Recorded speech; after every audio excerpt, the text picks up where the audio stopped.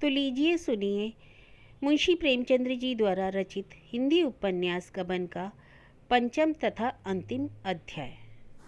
रमानाथ मुंह अंधेरे अपने बंगले पर जा पहुंचा। किसी को कानो कान खबर ना हुई। नाश्ता करके रमानाथ ने खत साफ किया, कपड़े पहने और दरोगा के पास जा पहुंचा। त्योरियां चढ़ी हुई थी। दरोगा ने पूछा, अरे खैरियत तो है? नौकरों ने कहीं कोई शरारत तो नहीं की? नौकरों ने तो नहीं, पर आपने की है। आपके मताहतों, अफसरों और सब ने मिलकर मुझे उल्लू बनाया। अरे क्यों, क्या बात है? आखिर क्या हुआ, कहिए तो सही। अरे बात यही है कि मैं इस मामले में अब कोई शहादत ना दूंगा। उससे मेरा कोई ताल्लुक नहीं। आप लोगों ने मेरे साथ चाल चली और वारंट की धमकी देकर मुझे शहादत बनने पर मजबूर किया। अब मुझे मालूम हो गया है कि मेरे पर तो कोई इल्जाम ही नहीं था। आप लोगों ने चकमा दिया। पुलिस की तरफ से शहादत नहीं देना चाहता। मैं आज जज साहब से साफ कह दूंगा, बेगुनाहों का खून अपनी गर्दन कभी ना लूंगा। दरोगा ने तेज होकर कहा, आपने खुद गबन तस्लीम किया था। मीजान की गलती थी, गबन ना था। म्यूनिसिपालिटी ने मुझ पर कोई मुकदमा चलाया ही नहीं। यह आपको कैसे मालूम हुआ? इसमें मालूम क्या है? कोई बहस नहीं, मैं शहादत ना दूंगा, साफ साफ कह देता हूँ। पुलिस ने मुझे धोखा देकर शहादत दिलवाई है। जिन तारीखों का वह वाकया है उन तारीखों तो मैं इलाहाबाद में था। म्यूनिसिपल ऑफिस में मेरी हाजिरी मौजूद है। दरोगा ने इस आपत्ति को हंसी में उड़ाने की चेष्टा करते हुए कहा, अच्छा साहब, पुलिस ने धोखा ही दिया, लेकिन उसका खातिर गवाह इनाम देने को भी तो हाजिर है। कोई अच्छी जगह मिल जाएगी, मोटर पर बैठे हुए सैर करोगे। खुफिया पुलिस में कोई जगह मिल गई तो चैन ही चैन। सरकार की नज़रों में इज्जत और रसूख भी बढ़ जाएगा। यूं तो मारे मारे फिरोगे, किसी दफ्तर में कलर की मिल जाएगी, वो भी बड़ी मुश्किल से। यहाँ तो बैठे बिठाए तरक्की का दरवाजा खुल गया। अच्छी तरह कारगुजारी होगी तो एक दिन राय बहादुर मुंशी रामानाथ डिप्टी सुपरिटेंडेंट हो जाओगे। तुम्हें तो हमारा एहसान मानना चाहिए और आप उल्टे खफा होते हो। रमानाथ पर इस प्रलोभन का कुछ भी असर न हुआ। बोला, मुझे क्लर्क बनना मंजूर है, इस तरह की तरक्की तो नहीं चाहता। आप ही को मुबारक हो। इतने में डिप्टी साहब और इंस्पेक्टर भी आ पहुंचे। रमानाथ को देखकर इंस्पेक्टर साहब ने फरमाया, हमारे बाबू साहब तो पहले से ही तैयार बैठे हैं, बस इसी कारगुजारी पर वारा न्यारा है। रमानाथ ने इस भाव से कहा मानो मैं भी अपना नफा नुकसान समझता हूँ। जी हाँ, आज वारा न्यारा कर दूंगा। इतने दिनों तक आप मुझे अपने इशारे पर चलाए, अब अपनी आंखों से चलकर देखूंगा। इंस्पेक्टर ने दरोगा का मुंह देखा, दरोगा ने डिप्टी का, डिप्टी ने इंस्पेक्टर का मुंह देखा। कहता क्या है? इंस्पेक्टर साहब विस्मित होकर बोले, अरे बात क्या है? हलफ से कहता है आप कुछ नाराज मालूम होते हो। रमानाथ, मैंने फैसला किया है जी, आज अपना बयान बदल दूंगा। बेगुनाहों का खून नहीं कर सकता। इंस्पेक्टर ने दया भाव से उसकी तरफ देखकर कहा, आप बेगुनाहों का खून नहीं कर रहे हैं, आपकी तकदीर की इमारत खड़ी कर रहे हैं। हलफ से कहता हूँ, ऐसे मौके बहुत कम आदमियों को मिलते हैं। आज क्या बात हुई जो इतने खफा हो गए? आपको कुछ मालूम है दरोगा साहब? आदमियों ने कोई शेखी तो नहीं की? अगर किसी ने आपके मिजाज के खिलाफ कोई काम किया हो तो गोली मार दें, सच्ची कहता हूँ। अच्छा, मैं अभी जाकर पता लगाता हूँ, दरोगा ने कहा। रमानाथ, आप तकलीफ ना करें, मुझे किसी से शिकायत नहीं। मैं थोड़े फायदे के लिए अपने ईमान का खून नहीं कर सकता। 1 मिनट सन्नाटा रहा। किसी को कोई बात ना सूझी। दरोगा कोई दूसरा चकमा सोच रहे थे, इंस्पेक्टर कोई दूसरा प्रलोभन, डिप्टी एक दूसरे ही फिक्र में था। रुखेपन से बोला, रमानाथ बाबू, यह बात अच्छा ना होगा। रमानाथ ने भी गर्म होकर कहा, आपके लिए ना होगी, मेरे लिए तो सबसे अच्छी यही बात है। डिप्टी, नहीं, आपको, आपके वास्ते इससे बुरा दूसरा बात नहीं। हम तुमको छोड़ेगा नहीं, हमारा मुकदमा चाहे बिगड़ जाए, लेकिन हम तुमको ऐसा लेसन देगा कि तुम उम्र भर ना भूलेगा। आपको वही गवाही देना होगा जो आप दिया। अगर तुम गड़बड़ करेगा, कुछ भी गोलमाल करेगा, तो हम तुम्हारे साथ दूसरा बर्ताव करेगा, ऐसे ही तुमको जाने ना देगा। यह कहते हुए उसने आंखें निकालकर रमानाथ को देखा कि मनो कच्चा ही खा जाएगा। रमानाथ भी सहम उठा। इन आतंक से भरे शब्दों ने उसे विचलित कर दिया। यह सब कोई झूठा मुकदमा चलाकर उसे फंसा दे तो उसकी रक्षा कौन करेगा? उसे यह आशा ना थी कि डिप्टी साहब ने, जो शील और विनय के पुतले बने हुए थे, एक बारगी ही रौद्र रूप धारण कर लेंगे। मगर वह इतनी आसानी से दबने वाला भी नहीं था। तेज होकर बोला, आप मुझसे जबरदस्ती शहादत दिलवाएंगे? जी हाँ, दिलवाएगा। यह तो बहुत अच्छी दिल्लगी है। टॉम पुलिस को धोखा देना दिल्लगी समझता है? अभी 2 गवाह देकर साबित कर सकता हूँ कि तुम राजद्रोह की बात कर रहा है। चिकना चिकना गाल नहीं रहेगा। रमानाथ जेल से डरता था। जेल जीवन की कल्पना से उसके रोए खड़े होते थे। जेल ही के भय से यह गवाही देनी स्वीकारी थी। यही भय इस वक्त उसे कातर करने लगा। डिप्टी साहब भी विज्ञान का ज्ञाता था, आसान का पता लगा गया। डिप्टी बोला, वहाँ हलवा पूरी नहीं पाएगा, धूल मिला हुआ आटा का रोटी, गोभी के सड़े हुए पत्तों का रसा और अरहर की दाल का पानी खाने को पावेगा। काल कोठरी का 4 महीना भी हो गया तो बच नहीं सकता, वहीं मर जाएगा। यह बात बात पर वार्डर गाली देता है, जूतों से पिटेगा समझता है।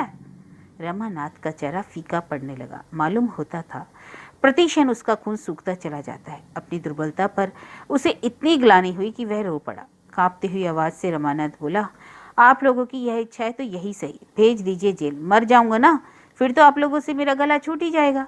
जब आप यहाँ तक मुझे तबाह करने पर आमादा हैं तो मैं भी मरने को तैयार हूँ, जो होगा देखा जाएगा। उसका मन दुर्बलता की उस दशा को पहुंच गया जब जरा सी सहानुभूति, जरा सी सहृदयता सैकड़ों धमकियों से कहीं कारगर होती है। इंस्पेक्टर साहब ने मौका ताड़ लिया। उसका पक्ष लेते हुए डिप्टी से बोला, हलफ से कहता हूँ आप लोग आदमी को पहचानते ही नहीं, लगते हैं रौब जमाने। इस तरह गवाही देना हर एक समझदार आदमी को बुरा मालूम होगा। यह कुदरती बात है, जिसे जरा भी इज्जत का ख्याल है वह पुलिस के हाथों की कठपुतली बनना पसंद ना करेगा। बाबू साहब की जगह मैं होता तो मैं भी यही करता, लेकिन इसका मतलब यह नहीं कि हमारे खिलाफ शहादत दे। आप लोग अपना काम कीजिए, बाबू साहब की तरफ से बेफिक्र रहिए, सच कहता हूँ। उसने रमानाथ का हाथ पकड़ लिया और बोला, आप मेरे साथ चलिए बाबूजी, आपको अच्छे अच्छे रिकॉर्ड सुनाऊं। रमानाथ ने भी रूठे हुए बालक की तरह छुड़ाकर कहा, मुझे दिख न कीजिए इंस्पेक्टर साहब, अब तो मुझे जेल खाने में मरना है। अरे ऐसी बातें क्यों निकालते हैं, जेल खाने में मरे आपके दुश्मन। डिप्टी ने तमसा भी बाकी न छोड़ा, बड़े कठोर स्वर में बोला, मानो रमानाथ से कभी परिचय नहीं। साहब यूं बाबू साहब के साथ सब तरह का सलूक करने को तैयार है, लेकिन जब हमारा खिलाफ गवाही देगा ना, हमारा जड़ खोदेगा, तब हम भी कार्रवाई करेगा, समझा। इसी वक्त सरकारी एडवोकेट और बैरिस्टर मोटर से उतरे।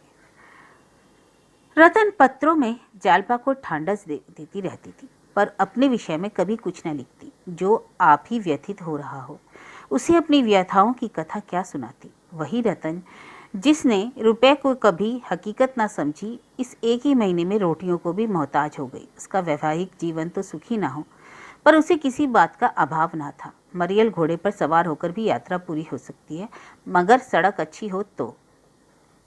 नौकर चाकर, रुपए पैसे और भोजन आदि की सामग्री साथ हो, घोड़ा भी तेज हो तो पूछना ही क्या। रतन की दशा भी उसी सवार की सी थी जो मंद गति से जीवन यात्रा कर रही थी। कभी कभी वह घोड़े पर झुंझलाएगी तो दूसरे सवारों को उड़े जाते थे कि इच्छा होती थी कि मैं भी उसी पर तरह हूँ, लेकिन वह दुखी ना थी, नसीबों को ना रोती थी। संपन्नता बहुत कुछ मानसिक व्यवस्थाओं का शांत कर देती थी। उसके पास अपने दुखों को बुलाने के कितने ही ढंग थे, सिनेमा, थिएटर, देश भ्रमण, ताश, पालतू जानवर, संगीत, लेकिन विपन्नता को भुलाने का मनुष्य के पास कोई साधन नहीं, इसके सिवा कि वह रोए, अपने भाग्य को कोसे या संसार से विरक्त होकर आत्महत्या कर ले। रतन तो की तकदीर ने पलटा खाया, सुख का स्वप्न भंग हो गया और विपन्नता का कंकाल अब उसे बड़ा खड़ा घूर रहा था। और यह सब हुआ अपने ही हाथों। पंडित जी उन प्राणियों में से थे जिन्हें मौत की फिक्र नहीं होती। उन्हें किसी तरह यह भ्रम हो गया था कि दुर्बल स्वास्थ्य के मनुष्य अगर पथ्य और विचार से रहें तो बहुत दिनों तक जीवित रह सकते हैं। वह पथ्य और विचार की सीमा से बाहर कभी ना जाते। फिर मौत को उनसे क्या दुश्मनी थी जो खामखा उनके पीछे पड़ती। अपनी वसीयत लिख डालने का ख्याल उन्हें उस वक्त आया जब वह मरणासन हुए, लेकिन रतन वसीयत का नाम सुनते इतनी शोकातुर, इतनी भयभीत हुई कि पंडित जी ने उस वक्त टाल जाना ही उचित समझा। तब से फिर उन्हें इतना होश न आया कि वसीयत लिखवाते। पंडित जी के देह अवसान के बाद रतन का मन इतना विरक्त हो गया कि उसे किसी बात की सुध बुध ना रही। यह वह अवसर था जब उसे विशेष रूप से सावधान रहना चाहिए था, सतर्क रहना चाहिए था, लेकिन वह कर न सकी। जब उसे होश आया तब तक सब कुछ लूट गया था। ऐसे ऐसे षड्यंत्र रचे कि सरला रतन को उसके कपट व्यवहार का आभास न हुआ जो मणिभूषण ने उसके साथ किया। और एक दिन आकर उससे कहा, आज बंगला खाली करना है, मैंने इसे बेच दिया। रतन ने जरा तेज होकर कहा, मैंने तुमसे कहा था ना कि मैं अभी बंगला ना बेचूंगी। मणिभूषण ने विनय का आवरण उतार फेंका, त्योरी चढ़ाकर बोला, आप में बातें भूल जाने की बुरी आदत है। इसी कमरे में मैंने आपसे जिक्र किया था, हामी भरी थी। जब मैंने बेच दिया, अब आप स्वांग खड़ा कर रही हैं। बंगला आज खाली करना होगा और आपको मेरे साथ चलना होगा। मैं यहीं रहना चाहती हूँ। मैं आपको यहाँ रहने ना दूंगा। मैं तुम्हारी लौंडी नहीं हूँ। आपकी रक्षा का भार मेरे ऊपर है। अपने कुल की मर्यादा की रक्षा के लिए मैं आपको अपने साथ ले जाऊंगा। रतन ने होठ चबाकर कहा, मैं अपनी मर्यादा की रक्षा आप कर सकती हूँ, तुम्हारी जरूरत नहीं, और मेरी मर्जी के बगैर तुम यहाँ से कोई चीज नहीं बेच सकते। मणिभूषण, आपका इस घर पर और चाचा जी की संपत्ति पर कोई अधिकार नहीं। वह मेरी संपत्ति है। आप मुझसे केवल गुजारे का सवाल कर सकती हैं। आप भांग पीकर तो नहीं आए हैं? मैं इतनी भांग नहीं खाता कि बेसिर पैर की बातें करूं। आप तो पढ़ी लिखी हैं, एक वकील की धर्मपत्नी हैं, कानून की बहुत सी बातें जानती हैं। सम्मिलित परिवार में विधवा का अपने पुरुषों की संपत्ति पर कोई अधिकार नहीं होता। चाचा जी और मेरे पिताजी में कभी अलग नहीं था। चाचा जी यहाँ थे, हम लोग इंदौर में, पर इससे यह सिद्ध नहीं होता कि हम अलग हैं। अगर चाचा जी अपनी संपत्ति आपको देना चाहते तो वसीयत लिख कर जाते, हम उस वसीयत का सम्मान करते। उनकी कोई वसीयत ना करना साबित कर रहा है कि कानून के साधारण व्यवहार में कोई बाधा ना डालना। आज आपको बंगला खाली करना होगा, मोटर और अन्य वस्तुएं भी नीलाम कर दी जाएंगी। आपकी इच्छा हो तो मेरे साथ चले, यहाँ रहें, लेकिन यहाँ रहने के लिए आपको 10 से 11 रुपये का मकान काफ़ी होगा। गुजारे के लिए 50 रुपये महीने का प्रबंध मैंने कर दिया है। लेना देना चुका लेने के बाद इससे ज़्यादा गुंजाइश नहीं। रतन ने कोई जवाब ना दिया। कुछ देर हदबुद्धि सी बैठी रही, फिर मोटर मंगवाई और सारे दिन वकीलों के पास दौड़ती रही। पंडित जी के कितने ही मित्र थे वकील, सभी ने उनका वृतांत सुनकर खेद प्रकट किया और वकील साहब के वसीयत ना लिख जाने पर हैरत भी करी। अब उनके पास एक ही उपाय था और वह यह सिद्ध करने की चेष्टा करे कि वकील साहब और उनके भाई में अलादगी हो गई है। अगर वह सिद्ध हो गया तो आसान था कि वह संपत्ति की स्वामिनी हो जाएगी, और अगर वह सिद्ध ना कर सके तो कोई चारा ना था। अभागिनी रतन लौट आई। उसने निश्चय किया कि जो मेरा है नहीं है उसे लेने के लिए झूठ का आश्रय ना लूंगी, किसी तरह नहीं। मगर ऐसा कानून बनाया किसने? क्या स्त्री इतनी नीच, इतनी तुच्छ और इतनी नगण्य है? दिन भर रतन चिंता में डूबी मौन बैठी रही। इतने दिनों वह अपने को इस घर की स्वामिनी समझती रही। कितनी बड़ी भूल थी। पति के जीवन में जो लोग उसका मुंह ताकते थे वे आज उसके भाग्य के विधाता हो गए। यह घोर अपमान रतन जैसी माननीय स्त्री के लिए असहनीय था। माना कमाई पंडित जी की थी, पर यह गांव तो उसी ने खरीदा था। इनमें से कई मकान तो उसके सामने ही बने। उसने यह एक क्षण के लिए भी ख्याल न किया कि एक दिन यह जायदाद मेरी जीविका का आधार होगी। इतनी भविष्य चिंता वह न कर सकी। उसे यह जायदाद खरीदने में उसके संवारने और संवारने से आनंद आता था, जो अपनी माता को अपनी संतान को फलते फूलते देखकर होता है। उसमें स्वार्थ का भाव न था, केवल अपनेपन का गर्व था। वही ममता थी, पर पति की आंखें बंद होते ही उसके पाले हुए और गोद में खिलाए हुए बालक भी उसकी गोद से छिन गए। कल तक दूसरों को भीख देती थी, आज वह खुद उसे भीख मांगनी पड़ेगी और कोई आश्रय नहीं। पहले तो वह अनाथनी थी, केवल भ्रमवश अपने को स्वामिनी समझ रही थी। आज यह भ्रम भी ना रहा। सहसा उसके विचारों ने पलटा खाया। क्या मैं अपने को अनाथनी समझ रही हूँ? क्यों दूसरे के द्वार पर भीख मांगूं? संसार में लाखों ही स्त्रियां मेहनत मजदूरी करके जीवन का निर्वाह करती हैं, क्या मैं नहीं कर सकती? मैं क्या कपड़ा नहीं सी सकती? किसी चीज की छोटी मोटी दुकान नहीं रख सकती? लड़के भी पढ़ा सकती हूँ। यही ना होगा कि लोग हंसेंगे, मगर मुझे हंसी से की क्या परवाह। शाम को द्वार पर कई ठेले आ गए। मणिभूषण ने आकर कहा, चाची जी आप जो जो चीज कहें लदवा कर भिजवा दो, मैंने एक मकान ठीक कर दिया है। रतन ने कहा, मुझे किसी चीज की जरूरत नहीं, ना तुम मेरे लिए मकान लो। जिस चीज पर मेरा अधिकार नहीं उसे मैं छूंगी नहीं। मैं अपने घर से कुछ लेकर नहीं आई थी, उसी तरह लौट जाऊंगी। मणिभूषण ने भी लज्जित होकर कहा, आपका सब कुछ है या आप कैसे कहती हैं कि आपका कोई नहीं? वह मकान देख लें, 15 रुपये किराया है। मैं तो समझता हूँ आपको कोई कष्ट ना होगा। जो जो चीजें आप कहें मैं पहुंचा देता हूँ। रतन ने व्यंग मात्र आंखों से देखकर कहा, तुमने 15 रुपये का मकान मेरे लिए व्यर्थ लिया। इतना बड़ा मकान लेकर मैं क्या करूंगी?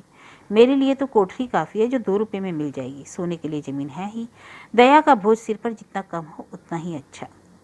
मणिभूषण, आखिर आप चाहती क्या है उसे कहिए। मैं कुछ नहीं चाहती। मैं इस घर का एक तिनका भी अपने साथ ना ले जाऊंगी, और जिस चीज पर मेरा कोई अधिकार नहीं वह मेरे लिए वैसी ही है जैसी किसी गैर आदमी की।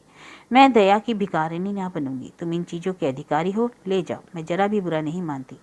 दया की चीज ना जबरदस्ती ली जा सकती है ना जबरदस्ती दी जा सकती है। संसार में हजारों विधवाएं हैं जो मेहनत मजदूरी करके अपना निवाह कर सकती हैं। मैं भी वैसी हूँ। मैं भी उसी तरह मजदूरी करके करूंगी, और ना कर सकूंगी तो किसी गड्ढे में डूब मरूंगी। जो अपना पेट भी पाल ना सके उसे जीवित रहने का अधिकार नहीं, दूसरों पर बोझ बनने का कोई हक नहीं। कहती हुई रतन घर से निकली और द्वार की ओर चली। मणिभूषण ने उसका रास्ता रोककर कहा, अगर आपकी इच्छा ना हो तो मैं बंगला भी ना बेचूं। रतन ने जलती हुई आंखों से उसकी ओर देखा। तमतमाया हुआ चेहरा आंसुओं के उमड़ते हुए वेग को रोककर बोली, मैंने कह दिया ना, इस घर से मेरा कोई नाता नहीं। मैं किराए की लौंडी थी, और लौंडी का घर से क्या संबंध? ना जाने किस पापी ने यह कानून बनाया। अगर ईश्वर कहीं है तो उसके यहाँ कोई न्याय होता तो एक दिन उसी के सामने उस पापी से पूछूंगी, क्या तेरे घर में माँ बहनें ना थी?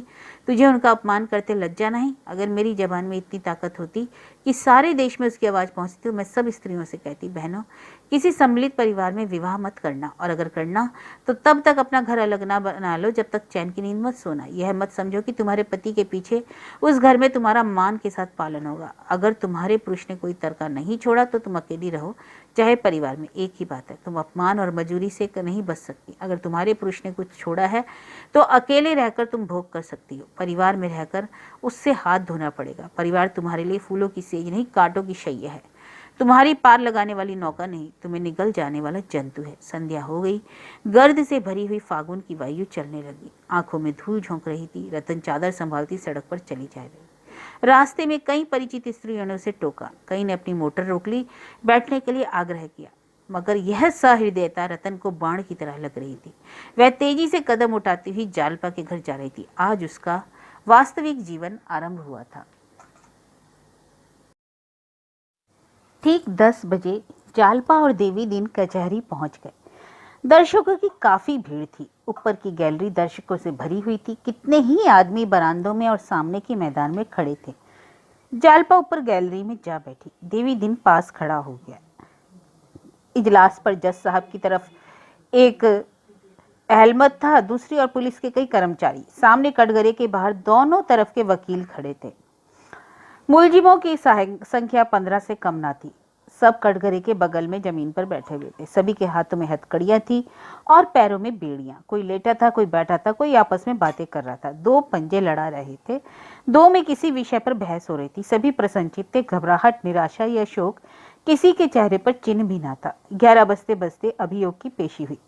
पहले जाब्ते की कुछ बातें हुई, फिर 2-1 पुलिस की शहादतें। अंत में कोई 3 बजे रमानाथ गवाहों के कटघरे में लाया गया। दर्शकों में सनसनी सी फैल गई। कोई तंबोले की दुकान से पान खाता हुआ भागा तो कोई समाचार पत्र मोड़कर जेब में रखकर भागा।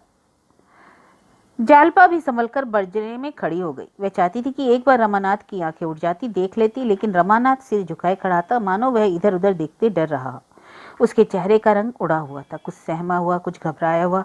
इस तरह खड़ा था मानो उसे किसी ने बांध रखा है और भागने की कोई राह नहीं। जालपा का कलेजा धक धक कर रहा था, मानो उसके भाग्य का निर्णय हो रहा हो। रमानाथ का बयान शुरू हुआ। पहला ही वाक्य सुनकर जालपा सिहर उठी। दूसरे वाक्य ने त्योरियों पर बल डाल दिया। तीसरे वाक्य से उसके चेहरे का रंग फीका कर दिया और चौथा वाक्य सुनते ही एक लंबी सांस खींचकर पीछे रखी कुर्सी पर टिक गई। मगर फिर दिल ना माना, जंगले पर झुककर फिर उधर कान लगा दिए। वही पुलिस की सिखाई हुई शहादत, जिसका आश्रय वह देवी दिन के मुंह से सुन चुकी थी। अदालत में सन्नाटा छाया हुआ था। जालपा ने कई बार खांसा, किंतु रमानाथ ने आंख उठाकर नहीं देखी। लेकिन रमानाथ का सिर और भी झुक गया। मालूम नहीं उसने जालपा के खांसने की आवाज पहचान ली या आत्मग्लानि का भाव उदय हो गया। उसका स्वर भी कुछ धीमा हो गया। एक महिला ने, जो जालपा के साथ बैठी थी, नाक सिकोड़कर कहा, जी चाहता है इस दुष्ट को गोली मार दे। ऐसे ऐसे स्वार्थी भी इस अभागे देश में पड़े हैं, जो नौकरी या थोड़े से धन के लोभ में निरपराधों के गले में छुरी फेरने से नहीं हिचकते।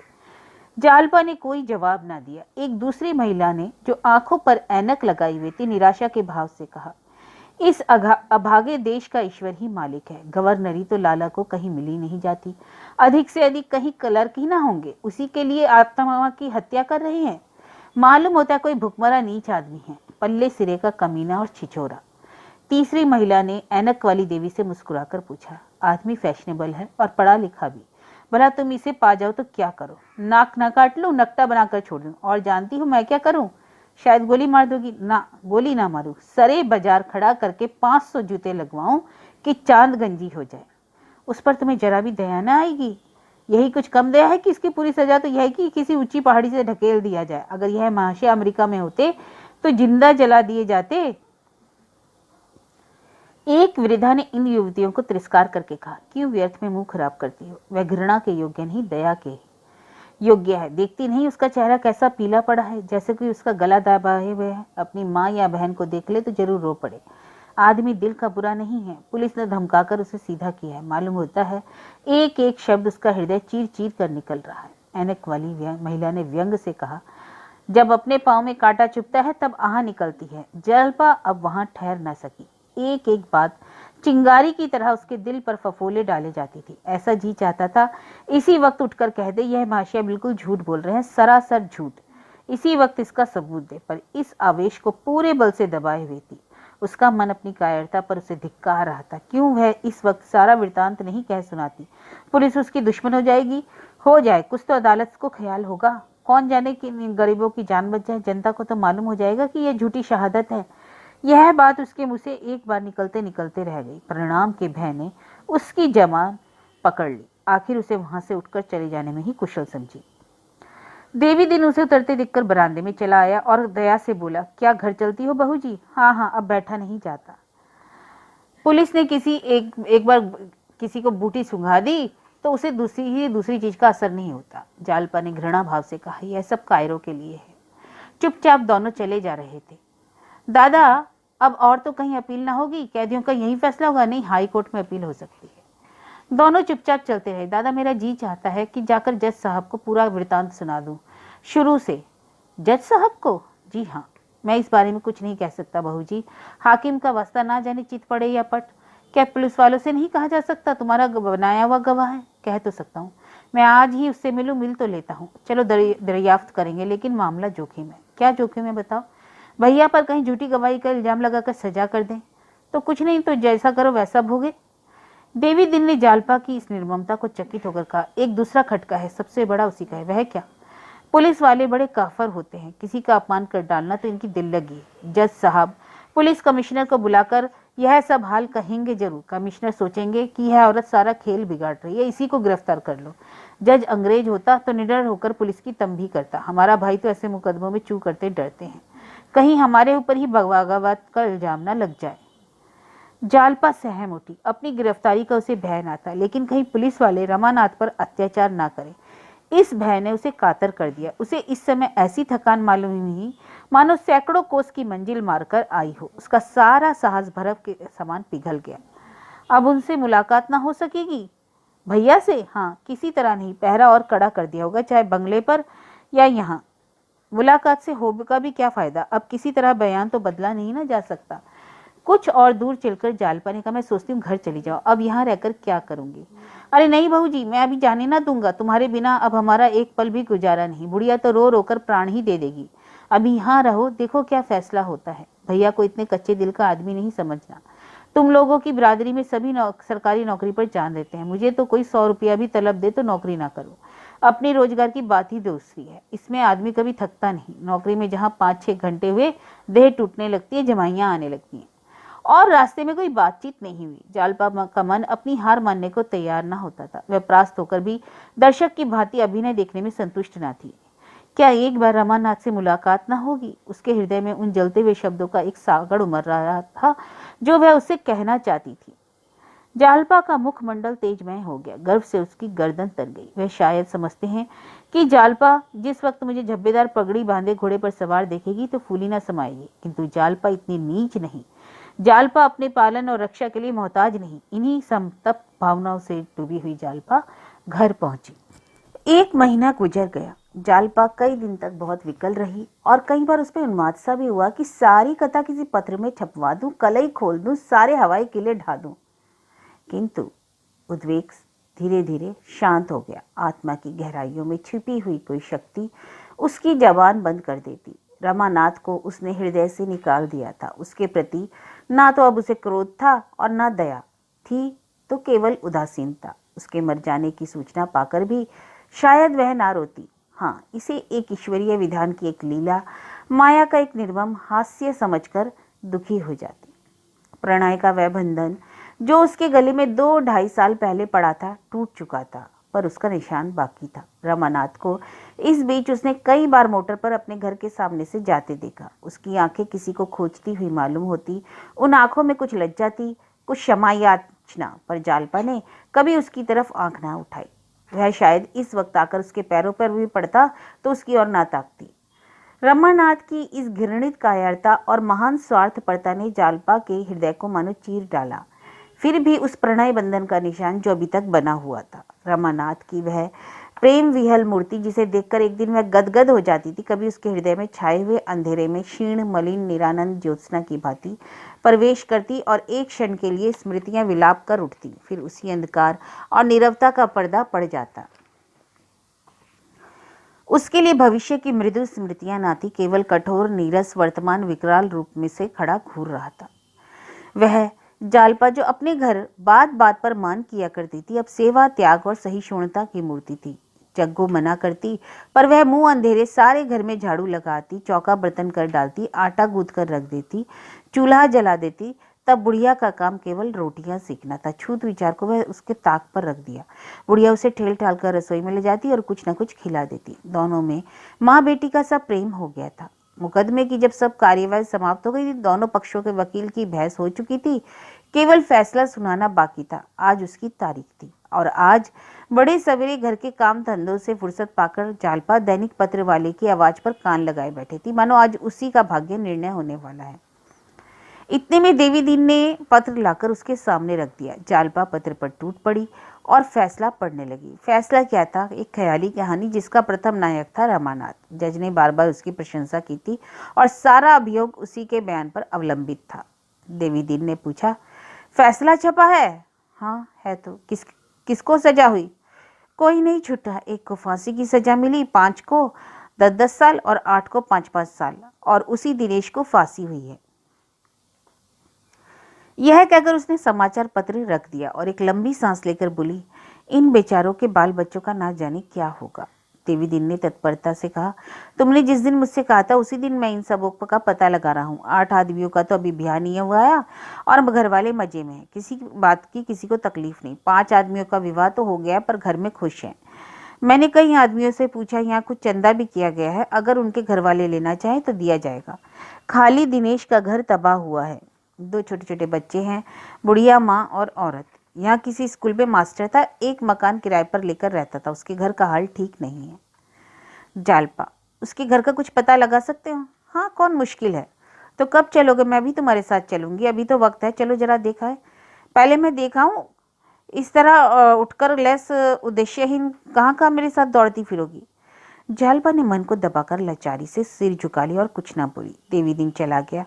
जालपा फिर समाचार पत्र देखने लगी, पर उसका ध्यान दिनेश की ओर लगा हुआ था। बेचारा फांसी पा जाएगा। जिस वक्त उसने फांसी का हुक्म सुना होगा, उसकी क्या दशा हुई होगी। उसकी बूढ़ी माँ स्त्री सुनकर तो छाती पीटने लगी होंगी। बेचारे स्कूल मास्टर ही तो था, रोटियां भी तो मुश्किल से चलती होंगी। उसके मन में यह सब सोचकर ऐसा उद्वेग उठा कि इस वक्त वह आ जाए तो रमानाथ को ऐसा धिक्कारे कि वह याद करके रखे, तुम मनुष्य नहीं हो, मनुष्य के रूप में राक्षस हो, राक्षस। इतने नीच, इतने कपटी। शाम हो गई पर देवी दीन ना आया। जालपा बार बार खिड़की पर खड़ी हो होकर इधर उधर देखती, पर देवी दीन का पता ना था। धीरे धीरे 8 बज गए पर देवी दीन ना लौटा। सहसा एक मोटर द्वार पर आकर रुकी और रमानाथ ने उतरकर जग्गू से पूछा, सब कुशल मंगल है ना दादी? दादा कहाँ गए? जग्गू ने एक बार उसकी ओर देखा, मुंह फेर लिया, केवल इतना बोली, गए हैं कहीं, मैं ना जानती। रमानाथ ने सोने की चूड़ियां जेब से निकालकर जग्गू के पैर पर रख दी और बोला, तुम्हारे लिए लाया हूं दादी, पहनो, देखो ढीली तो नहीं है। जग्गू ने चूड़ियां उठाकर जमीन पर पटक दी और आंखें निकाल कर बोली, जहाँ इतना पाप समा सकता है वहाँ 4 चूड़ियों की जगह नहीं। भगवान की दया से बहुत चूड़ियां पहन चुकी और अब भी सेर 2 सेर सोना पड़ा होगा, लेकिन जो खाया पहना अपनी मेहनत का, अपनी कमाई से, किसी का गला नहीं दबाया, पाप की गठरी सिर पर नहीं लादी, नीयत नहीं बिगाड़ी। आग लगे उसको को जिसने तुम जैसे कपूत को जन्म दिया, या पाप की कमाई लेकर बहू को देने आए हो? समझते होंगे तुम्हारे रुपयों पर लट्टू हो जाएगी। इतने दिन उसके साथ रहकर तुम्हारी लोभी आंखें उसे ना पहचान सकी। तुम जैसे राक्षस उस देवी के जोग नाते। अगर अपनी कुशल चाहते हो तो इन्हीं पैरों से जहां से आए हो वहीं लौट जाओ। उसके सामने जाकर क्यों अपना पानी उतरवाओगे? तुम आज पुलिस के हाथों जख्मी होकर मार खाकर आते तो तुम जेल में डाल दिए होते तो तुम्हारी पूजा करती, तुम्हारे चरण धो धोकर पीती। वह उन औरतों में है जो चाहे मजूरी करे, उपवास, फटे चिथड़े पहने, पर बुराई नहीं देखती। अगर तुम मेरे लड़के होते तो जहर देती थी तुम्हें, मगर मैं तुमसे कुछ ले नहीं सकती। रमानाथ सिर झुकाए चुपचाप सुनता रहा। तब हाथ सर में बोला, दादी, मैंने बुराई की है और मरते दम तक लज्जित रहूंगा, लेकिन तुम मुझे इतना नीच ना समझो। अगर तुम्हें मालूम होता कि पुलिस ने मेरे साथ कैसी कैसी सख्तियां की हैं, मुझे कैसी कैसी धमकियां दी हैं, तो मैं बोल सकता हूँ कि तुम मुझे वो सब सुनकर राक्षस ना कहती। जालपा के कानों में इन आवाजों की भनक पड़ी। उसने जीने से झांक कर देखा। रामानाथ खड़ा था, सिर पर बनारसी रेशमी साफा, रेशम का बढ़िया कोट, आंखों पर सुनहरी ऐनक। इस पर एक ही महीने में उसकी देह निकल आई थी। रंग भी कुछ अधिक गोरा हो गया था। ऐसी कांति तो पहले कभी ना देखी थी। उसके अंतिम शब्द जालपा के कानों में पड़ गए। बाज की तरह टूटकर धम धम करती हुई नीचे आई और जहर में बुझे हुए नेत्र बाणों का उस पर प्रहार करके बोली, अगर तुम सख्तियों और धमकियों से इतना दब सकते हो तो कायर हो। तुम्हें अपने को मनुष्य कहने का कोई अधिकार नहीं। क्या सख्तियां की थी, जरा सुनूं तो। लोगों ने तो हंसते हंसते सिर कटा लिए। अपने बेटों को मरते देखा है, कोल्हू में पेले जाना मंजूर किया, पर सच्चाई से जौ भर नहीं हटे। और तुम भी तो आदमी हो, तुम क्यों धमकी में आ गए? क्यों नहीं छाती खोलकर खड़े हो गए कि गोली का निशान बना दो? मैं झूठ ना बोलूंगा, क्यों नहीं सिर झुका दिया? देह के भीतर इसलिए आत्मा रखी गई है कि देह उसकी रक्षा करे या उसका सर्वनाश? इस पाप का क्या पुरस्कार मिला, जरा मालूम तो हो। रमानाथ ने तभी ही आवाज में कहा, अभी कुछ नहीं। जालपा ने सर्पणी की भांति फुफकार कर कहा, सुनकर बड़ी खुशी हुई। ईश्वर करे कि तुम मुंह में कालिक लगा लो और कुछ ना मिले। मेरी यह सच्चे दिल से प्रार्थना है। लेकिन नहीं, तुम जैसे मोम के पुतलों को पुलिस वाले कभी नाराज ना करेंगे। तुम्हें कोई जगह मिलेगी और शायद अच्छी जगह, और उसमें से तुम नहीं निकल सकते। झूठी गवाही, झूठे मुकदमे, पाप का व्यापार करना तुम्हारे भाग्य में लिख गया। जाओ, शौक से जिंदगी की सुख लूटो। मैंने तुमसे पहले ही कह दिया था और आज फिर कहती हूँ कि मेरा तुमसे कोई नाता नहीं। मैंने समझ लिया तुम मर गए, और तुम भी समझ लेना कि मैं मर गई। बस जाओ, मैं औरत हूँ। अगर कोई धमकाकर मुझसे पाप कराना चाहे तो चाहे उसे ना मार सकूं, अपनी गर्दन पर तो छुरी चला दूंगी। क्या तुम में औरतों के बराबर भी हिम्मत नहीं? रमानाथ ने गिड़गिड़ाकर कहा, तुम मेरा कोई उज्र ना सुनोगी? नहीं, मैं मुंह में कालिक लगाकर कहीं निकल जाऊं? तुम्हारी खुशी। मुझे क्षमा ना करोगी? कभी नहीं, किसी तरह नहीं। रमानाथ एक क्षण सिर झुकाए खड़ा रहा, तब धीरे धीरे बरामदे के नीचे जाकर जग्गू से बोला, दादी दादा आए तो कह देना मुझसे जरा देर मिल ले। जहाँ कहें आ जाऊं। जग्गू ने कुछ पिघल कर कहा, कल यहीं चले आना। अब यहाँ ना आऊंगा दादी। मोटर चली गई तो जालपा ने कुत्सित भाव से कहा, दिखाने आए थे, मोटर जैसे खरीद ही लिया हो। जग्गू ने भर्त्सना की, तुम्हें इतना बेलगाम नहीं होना चाहिए था बहू। दिल पर चोट लगती है तो आदमी को कुछ नहीं सूझता। अरे ऐसे हयादार नहीं है दादी, इसी सुख के लिए तो आत्मा बेची। उनसे यह सुख भला क्यों छोड़ा जाएगा? पूछा नहीं, दादा से मिलकर क्या करोगे? अगर वह होते तो ऐसी फटकार सुनाते कि छठी का दूध याद आ जाता। जग्गू ने तिरस्कार भाव से कहा, तुम्हारी जगह मैं होती ना बहू तो ऐसी बातें मुंह से न निकालती। तुम्हारा हिया तो बड़ा कठोर है। दूसरा मर्द होता तो इस तरह चुपका चुपका ना सुनता। मैं तो थर थर कांप रही थी कि तुम्हारे पर हाथ ना चला दे। जालपा ने इसी निष्ठुरता से कहा, ऐसा नहीं कर सकते, यह बेहयाई है। देवी दिन ने आकर कहा, कहाँ गए भैया? आए थे, मुझे रास्ते में दिखाई दिए। हाँ आए थे। क्या गए हैं? कल दादा मुझसे जरा मिल लें। मिल लूंगा, कोई बातचीत हुई? अरे बातचीत क्या हुई, मैंने पहले पूजा की, मैं चुप हुई तो बहू ने अच्छी तरह फूलमाला चढ़ाई। जालपा ने सिर नीचा करके कहा, आदमी जैसा करेगा वैसा ही तो भोगेगा। जग्गू, अपना ही समझकर तो मिलने आए थे, कोई बुलाने तो ना गया था। दादी, कुछ दिनेश का पता चला? दादा, हाँ सब कुछ आया, हावड़ा में घर है, पता ठिकाना सब मालूम हो गया। इस वक्त चलोगे या कल? तुम्हारी जैसी मर्जी, चाहो तो इस वक्त चलो, मैं तैयार हूँ। थक गए होंगे? इन कामों में थकान नहीं होती बेटी।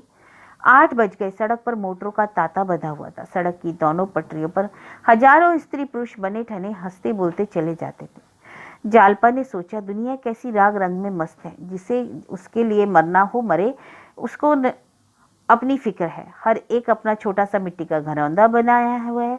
देश बह जाए परवाह नहीं, किंतु घरौंदा बचा रहना चाहिए।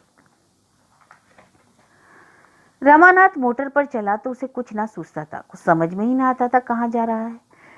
जाने हुए रास्ते उसके लिए अनजाने हो गए। उसे जालपा पर क्रोध ना था, और जरा भी नहीं जग्गू पर भी उसे क्रोध ना था। क्रोध था तो अपनी दुर्बलता पर, अपनी स्वार्थ लोलुपता पर, अपनी कायरता पर। पुलिस के वातावरण में उसका औचित्य ज्ञान भ्रष्ट हो गया था। वह कितना बड़ा अन्याय करने जा रहा था, इसका उसे केवल उस दिन ख्याल आया जब जालपा ने समझाया था। फिर यह शंका मन में उठी ही नहीं। अफसरों ने बड़ी बड़ी आशाएं बांधकर उसे बहला रखा था। वह कहते, अजी बीवी की कुछ फिक्र ना करो, एक जड़ाऊ हार जाकर जब लेकर पहुंचोगे तो बेगम साहब का गुस्सा भाग जाएगा। अपने सूबे में किसी अच्छी सी जगह पर पहुंच जाओगे तो आराम से जिंदगी कटेगी। कैसा गुस्सा, कितनी आंखों देखी मिसालें दी गई। रमानाथ चक्कर में आ गया। फिर उसे जालपा से मिलने का अवसर ही ना मिला। पुलिस का रंग जमता चला गया और आज वह जड़ाऊ हार जेब में रखे जालपा को अपनी विजय की खुशखबरी देने गया था। वह जानता था जालपा पहले नागवा सिकोड़ेगी, पर यह भी जानता था कि हार देखकर खुश हो जाएगी। कल ही संयुक्त अपराध के होम सेक्रेटरी के नाम पुलिस कमिश्नर का पत्र उसे मिल गया। 2-4 दिन यहाँ खूब सैर करके घर की राह लेगा। देवी दिन और जग्गो को भी वह अपने साथ ले जाना चाहता था। उनका एहसान कैसे भूलेगा। पर देवता ने वरदान देने के बदले उसकी थाल को ठुकरा दिया। उसके नैवेद्य को पैरों से कुचल डाला। उसे कुछ कहने का अवसर ही ना मिला। आज पुलिस के विषैले वातावरण से निकलकर उसने स्वच्छ वायु पाई थी और उसकी सुबुद्धि सचेत हो गई थी। पर उसे अपनी पशुता अपने यथार्थ रूप में दिखाई दिया। कितनी विकराल, कितनी दानवी मूर्ति थी। वह स्वयं उसकी ओर ताकने का साहस न कर सका। उसने सोचा इसी वक्त जज के पास चलूं और सारी कथा कह सुनाऊं। पुलिस मेरी दुश्मन हो जाए, मुझे जेल में सड़ा दे, कोई परवाह नहीं, सारी कलई खोल दूंगा। क्या जज अपना फैसला ना बदलेगा? अभी तो सभी मुजरिम हवालात में हैं। पुलिस वाले खूब दांत पीसेंगे, खूब नोचेंगे, कूदेंगे, शायद मुझे कच्चा खा जाए। पर मेरी दुर्बलता ने तो मेरे मुंह में कालिक लगा दी। जालपा की वह क्रोध वाली मूर्ति उसकी आंखों के सामने घिर गई। वो कितने गुस्से में थी। जानता था कि वह बिगड़ेगी तो चाहे दुनिया इधर से उधर हो जाती, अपना बयान बदल देता, पर चकमा दिया पुलिस वाले ने। अगर कहीं जज ने कुछ ना सुनी तो मुलाजिमे को बरी ना किया तो जालपा मेरा मुंह न देखेगी। मैं उसके पास कौन सा मुंह लेकर जाऊंगा? फिर जिंदा रहकर भी क्या करूंगा, किसके लिए? और फिर इधर उधर देखने लगा। 9 बज गए। उसने सोचा जज साहब से मुलाकात ना हुई तो सारा खेल बिगड़ जाएगा। बिना मिले हटूंगा ही नहीं। अगर उन्होंने सुन लिया तो ठीक, नहीं तो कल हाई कोर्ट में जज से मिलूंगा, कोई तो सुनेगा। मोटर 30 मील की चाल से चल रही थी। 10 मिनट में ही चौरंगी आ पहुंचा। यहाँ अभी तक वही चहल पहल थी, मगर रमानाथ उसी सन्नाटे में से मोटर लिए जाता था। सहसा एक पुलिसमैन ने लाल बत्ती दिखाई। वह रुक गया और बाहर निकलकर देखा तो वही दरोगा जी। दरोगा, क्या अभी बंगले नहीं गए? इतनी तेज मोटर न चलाया कीजिए, कोई वारदात हो जाएगी। कहिए बेगम साहिबा से मुलाकात हुई? मैंने तो समझा था वह भी आपके साथ होंगी। बहुत खुश हुई कि नहीं? रमानाथ को ऐसा क्रोध आया कि इसकी मुंह छुकाड़ लूं, पर बात बनाकर बोला, जी हाँ, बहुत खुशी। मैंने कहा था ना, औरतों की नाराजगी की वही दवा है। और आप कांपे जाते थे। मेरी हिमाकत थी। चलिए मैं भी आपके साथ चलता हूँ, एक बाजी ताश हो जाए। डिप्टी साहब और इंस्पेक्टर साहब आएंगे, जोरा को बुलवा लेंगे, 2 घड़ी बाहर रहेगी। अब आप मिसेस रमानाथ को बंगले पर ही क्यों नहीं बुला लेते? वहाँ उस खटिक के घर पड़ी हुई है। रमानाथ, अभी तो मुझे एक जरूरत से जाना है, आप मोटर ले जाएं, मैं पाँव पाँव चला जाऊंगा। अरे नहीं साहब, मुझे कोई जल्दी नहीं, आप जहाँ चाहे चलिए, मैं जरा भी हस्तक्षेप ना करूंगा। रमानाथ ने चिढ़कर कहा, मैं अभी बंगले पर नहीं जा रहा, समझ रहा हूँ, लेकिन मैं जरा हस्तक्षेप ना करूंगा। वहीं बेगम साहब? जी नहीं, वहां मुझे नहीं जाना। तो क्या कोई दूसरा शिकार है? बंगले पर आज भी कुछ कम बाहर नहीं रहेगी, वहीं आपके दिल बहलाव का सामान हाजिर हो जाएगा। रमानाथ ने एक बार की आंखें लाल करके कहा, क्या आप मुझे शोधा समझते हैं? मैं इतना जलील नहीं हूँ। अच्छा साहब, गुनाह हुआ, माफ कीजिए, अब कभी ऐसी गुस्ताखी ना होगी, लेकिन आप अपने को खतरे से बाहर ना समझे। मैं आपको किसी ऐसी जगह ना जाने दूंगा जहाँ पूरा इत्मीनान ना होगा। आपको खबर नहीं आपके कितने दुश्मन हैं। मैं आप ही के फायदे के ख्याल से बोल रहा हूँ। रमानाथ ने होठ चबाते हुए कहा, बेहतर होगा आप मेरे फायदे का ख्याल ना करें। आप लोग ने मुझे मटिया मेट कर दिया, अब भी मेरा गला नहीं छोड़ते। मुझे अब हाल पर मरने दीजिए, मैं इस गुलामी से तंग आ गया। मैं माँ के पीछे पीछे चलने वाला बच्चा नहीं बनना चाहता। आप अपनी मोटर चाहते हैं, शौक से ले जाइए। मोटर की सवारी और बंगले में रहने के लिए 15 आदमियों को कुर्बान करना पड़े, मेरी छाती इतनी मजबूत नहीं। आप अपनी मोटर ले जाए। कहता हुआ मोटर से उतर पड़ा और जल्दी से आगे बढ़ गया। दरोगा ने कई बार पुकारा, किंतु उसने पीछे मुड़कर ना देखा। जरा और आगे चलकर एक मोड़ घूम गया। इसी सड़क पर जज का बंगला था। सड़क पर कोई आदमी ना मिला। रमानाथ कभी इस पटरी कभी उस पटरी जा जाकर बंगलों के नंबर पढ़ता चला जाता। सहसा एक नंबर देखकर रुक गया। 1 मिनट तक खड़ा देखता रहा कि कोई आदमी निकले तो उससे पूछूं साहब है क्या नहीं, पर अंदर जाने की हिम्मत ना पड़ी। ख्याल आया, जज ने पूछा, तुमने क्यों झूठी गवाही दी? तो क्या बोलेगा? यह कहना तो पुलिस की मुझसे जबरदस्ती गवाही दिलाई, प्रलोभन दिया, मारने की धमकी दी। ये तो बहुत लज्जा की बात होगी। अगर वह पूछे कि तुमने केवल 2-3 साल की सजा से बचने के लिए इतना बड़ा कलंक सिर पर ले लिया, इतने आदमियों की जान लेने पर उतारू हो गए, उस वक्त तुम्हारी बुद्धि कहाँ गई थी? उसका जवाब क्या होगा? खामखा लज्जित होना पड़ेगा। बेवकूफ बनाया जाऊंगा लौट पड़ा। इस लज्जा का सामना करने को उसमें सामर्थ्य न थी। लज्जा ने सदैव वीरों को परास्त किया है। जो काल से नहीं डरते वे भी लज्जा के सामने खड़े होने की हिम्मत नहीं करते। आग में फूंक जाना, तलवार के सामने खड़े हो जाना, इसकी अपेक्षा कहीं सहज है। लाज की रक्षा करके बड़े बड़े राज्य मिट गए। उसी ने आज रमानाथ के पग भी पीछे हटा दिए। शायद जेल की सजा से वह इतना भयभीत ना होता। रमानाथ आधी रात गए सोया तो 9 बजे दिन तक नींद ना खुली। वह स्वप्न देख रहा था कि दिनेश को फांसी हो रही है। सहसा ही एक स्त्री तलवार लिए हुए फांसी की ओर दौड़ी और फांसी की रस्सी काट दी। चारों ओर हलचल मच गई। वह औरत थी जालपा।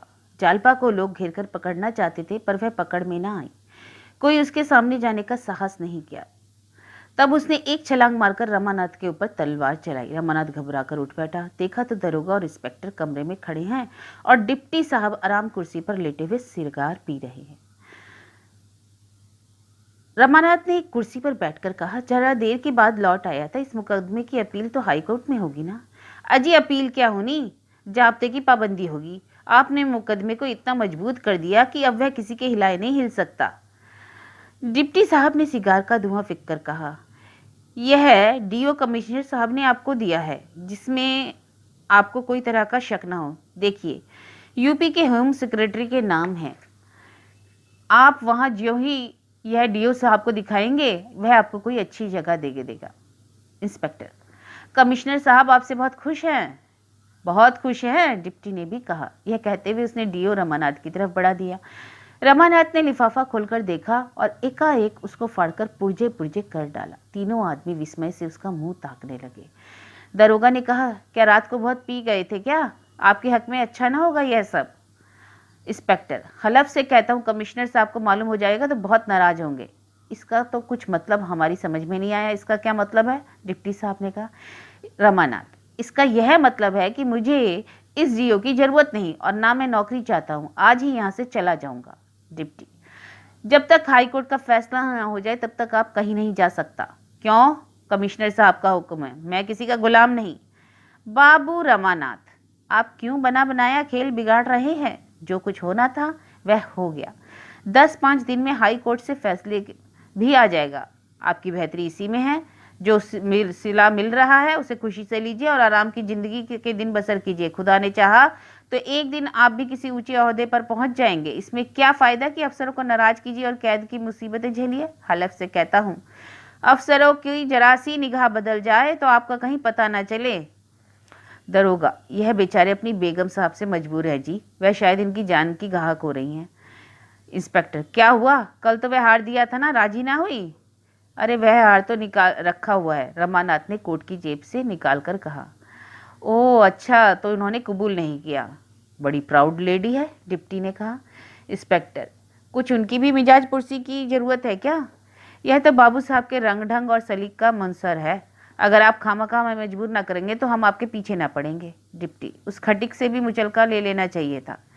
रमानाथ के सामने एक नई समस्या आ खड़ी हुई, पहले से कहीं जटिल, कहीं भीषण। संभव था वह अपने को कर्तव्य की वेदी पर बलिदान कर देता। 2-4 साल की सजा के लिए अपने को तैयार कर लेता। शायद इस समय उसने आत्मसमर्पण का निश्चय कर लिया था, पर अपने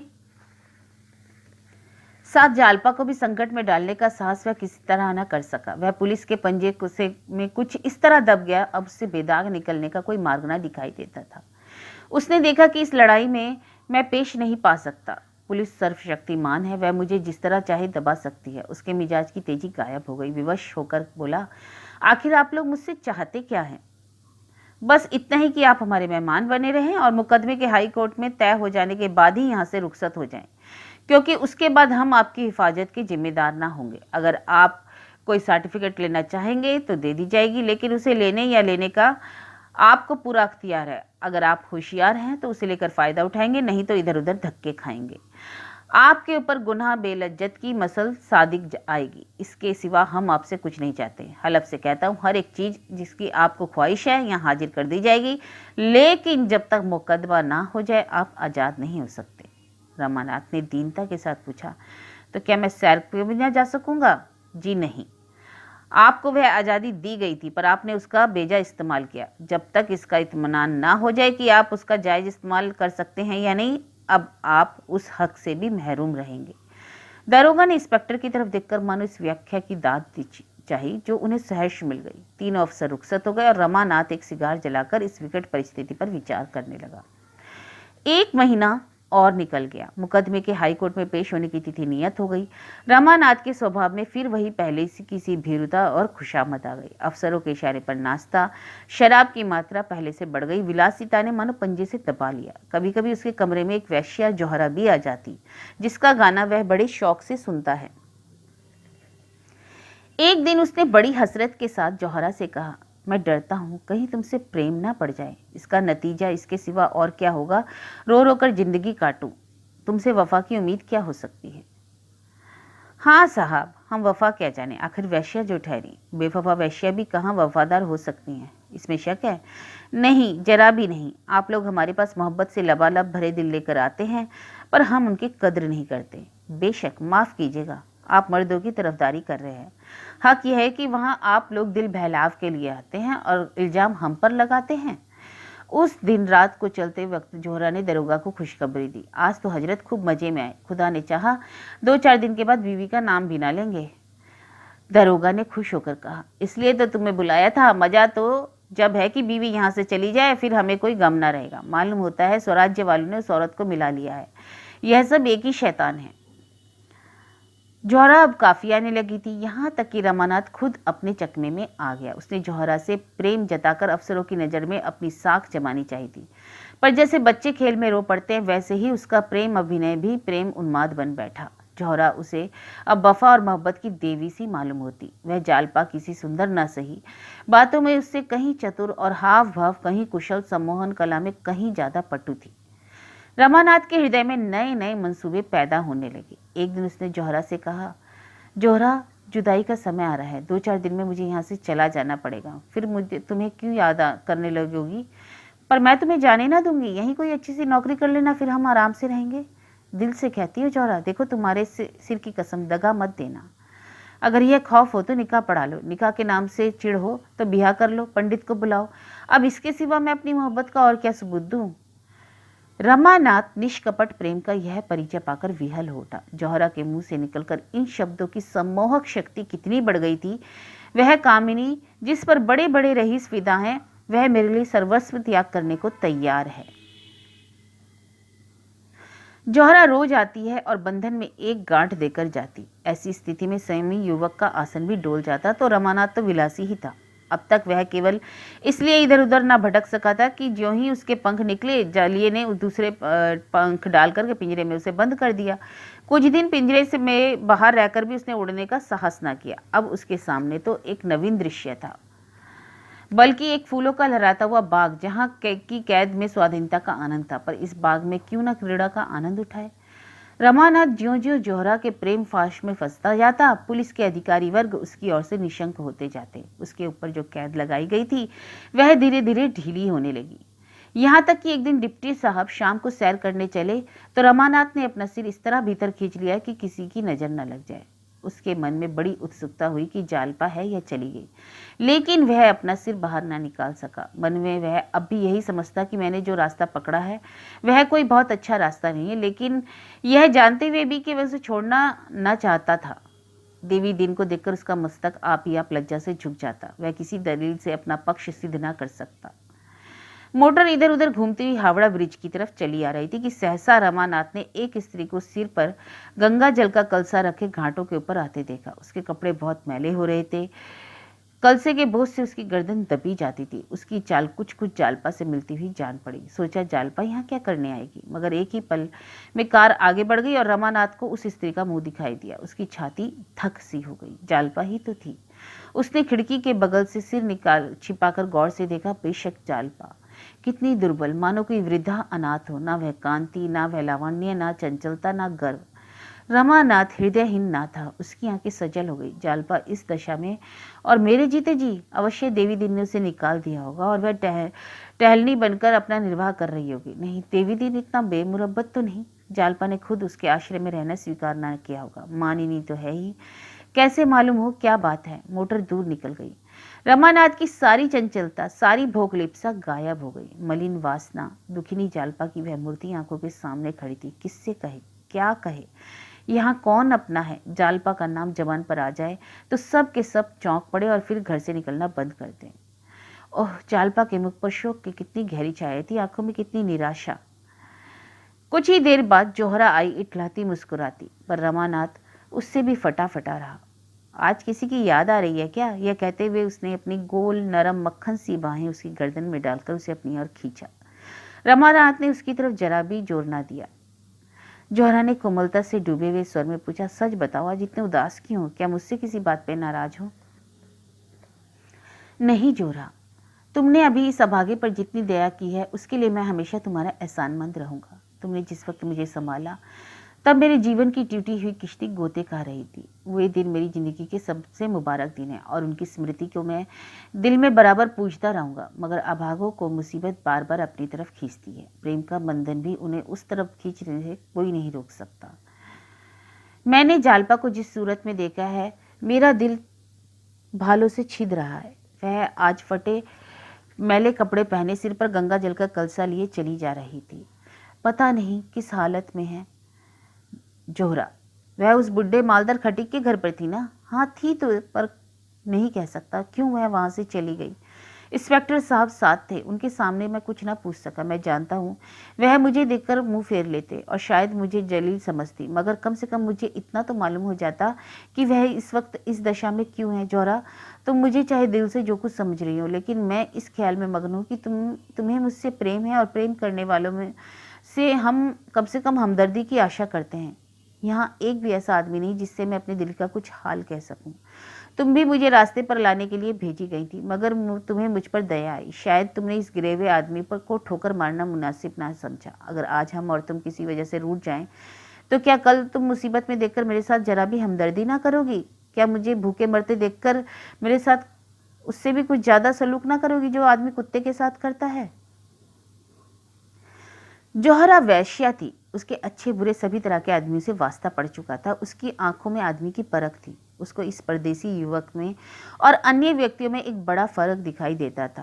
पहले वह यहाँ भी पैसे की गुलाम बनकर आई थी, लेकिन 2-4 दिन में ही उसका मन रमानाथ की ओर आकर्षित होने लगा। प्रौढ़ा स्त्री अनुराग की अवहेलना नहीं कर सकती। रमानाथ में और सब दोष है, पर अनुराग था। इस जीवन में जोहरा को यह पहला आदमी ऐसा मिला था जिसने उसके सामने अपना हृदय खोल कर रख दिया था, कोई पर्दा न रखा था।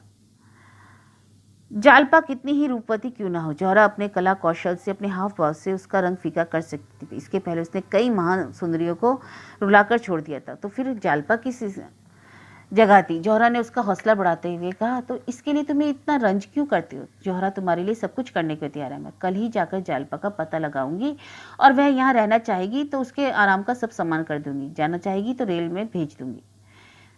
रमानाथ, एक बार मैं उससे मिल लेता तो मेरे दिल का बोझ उतर जाता।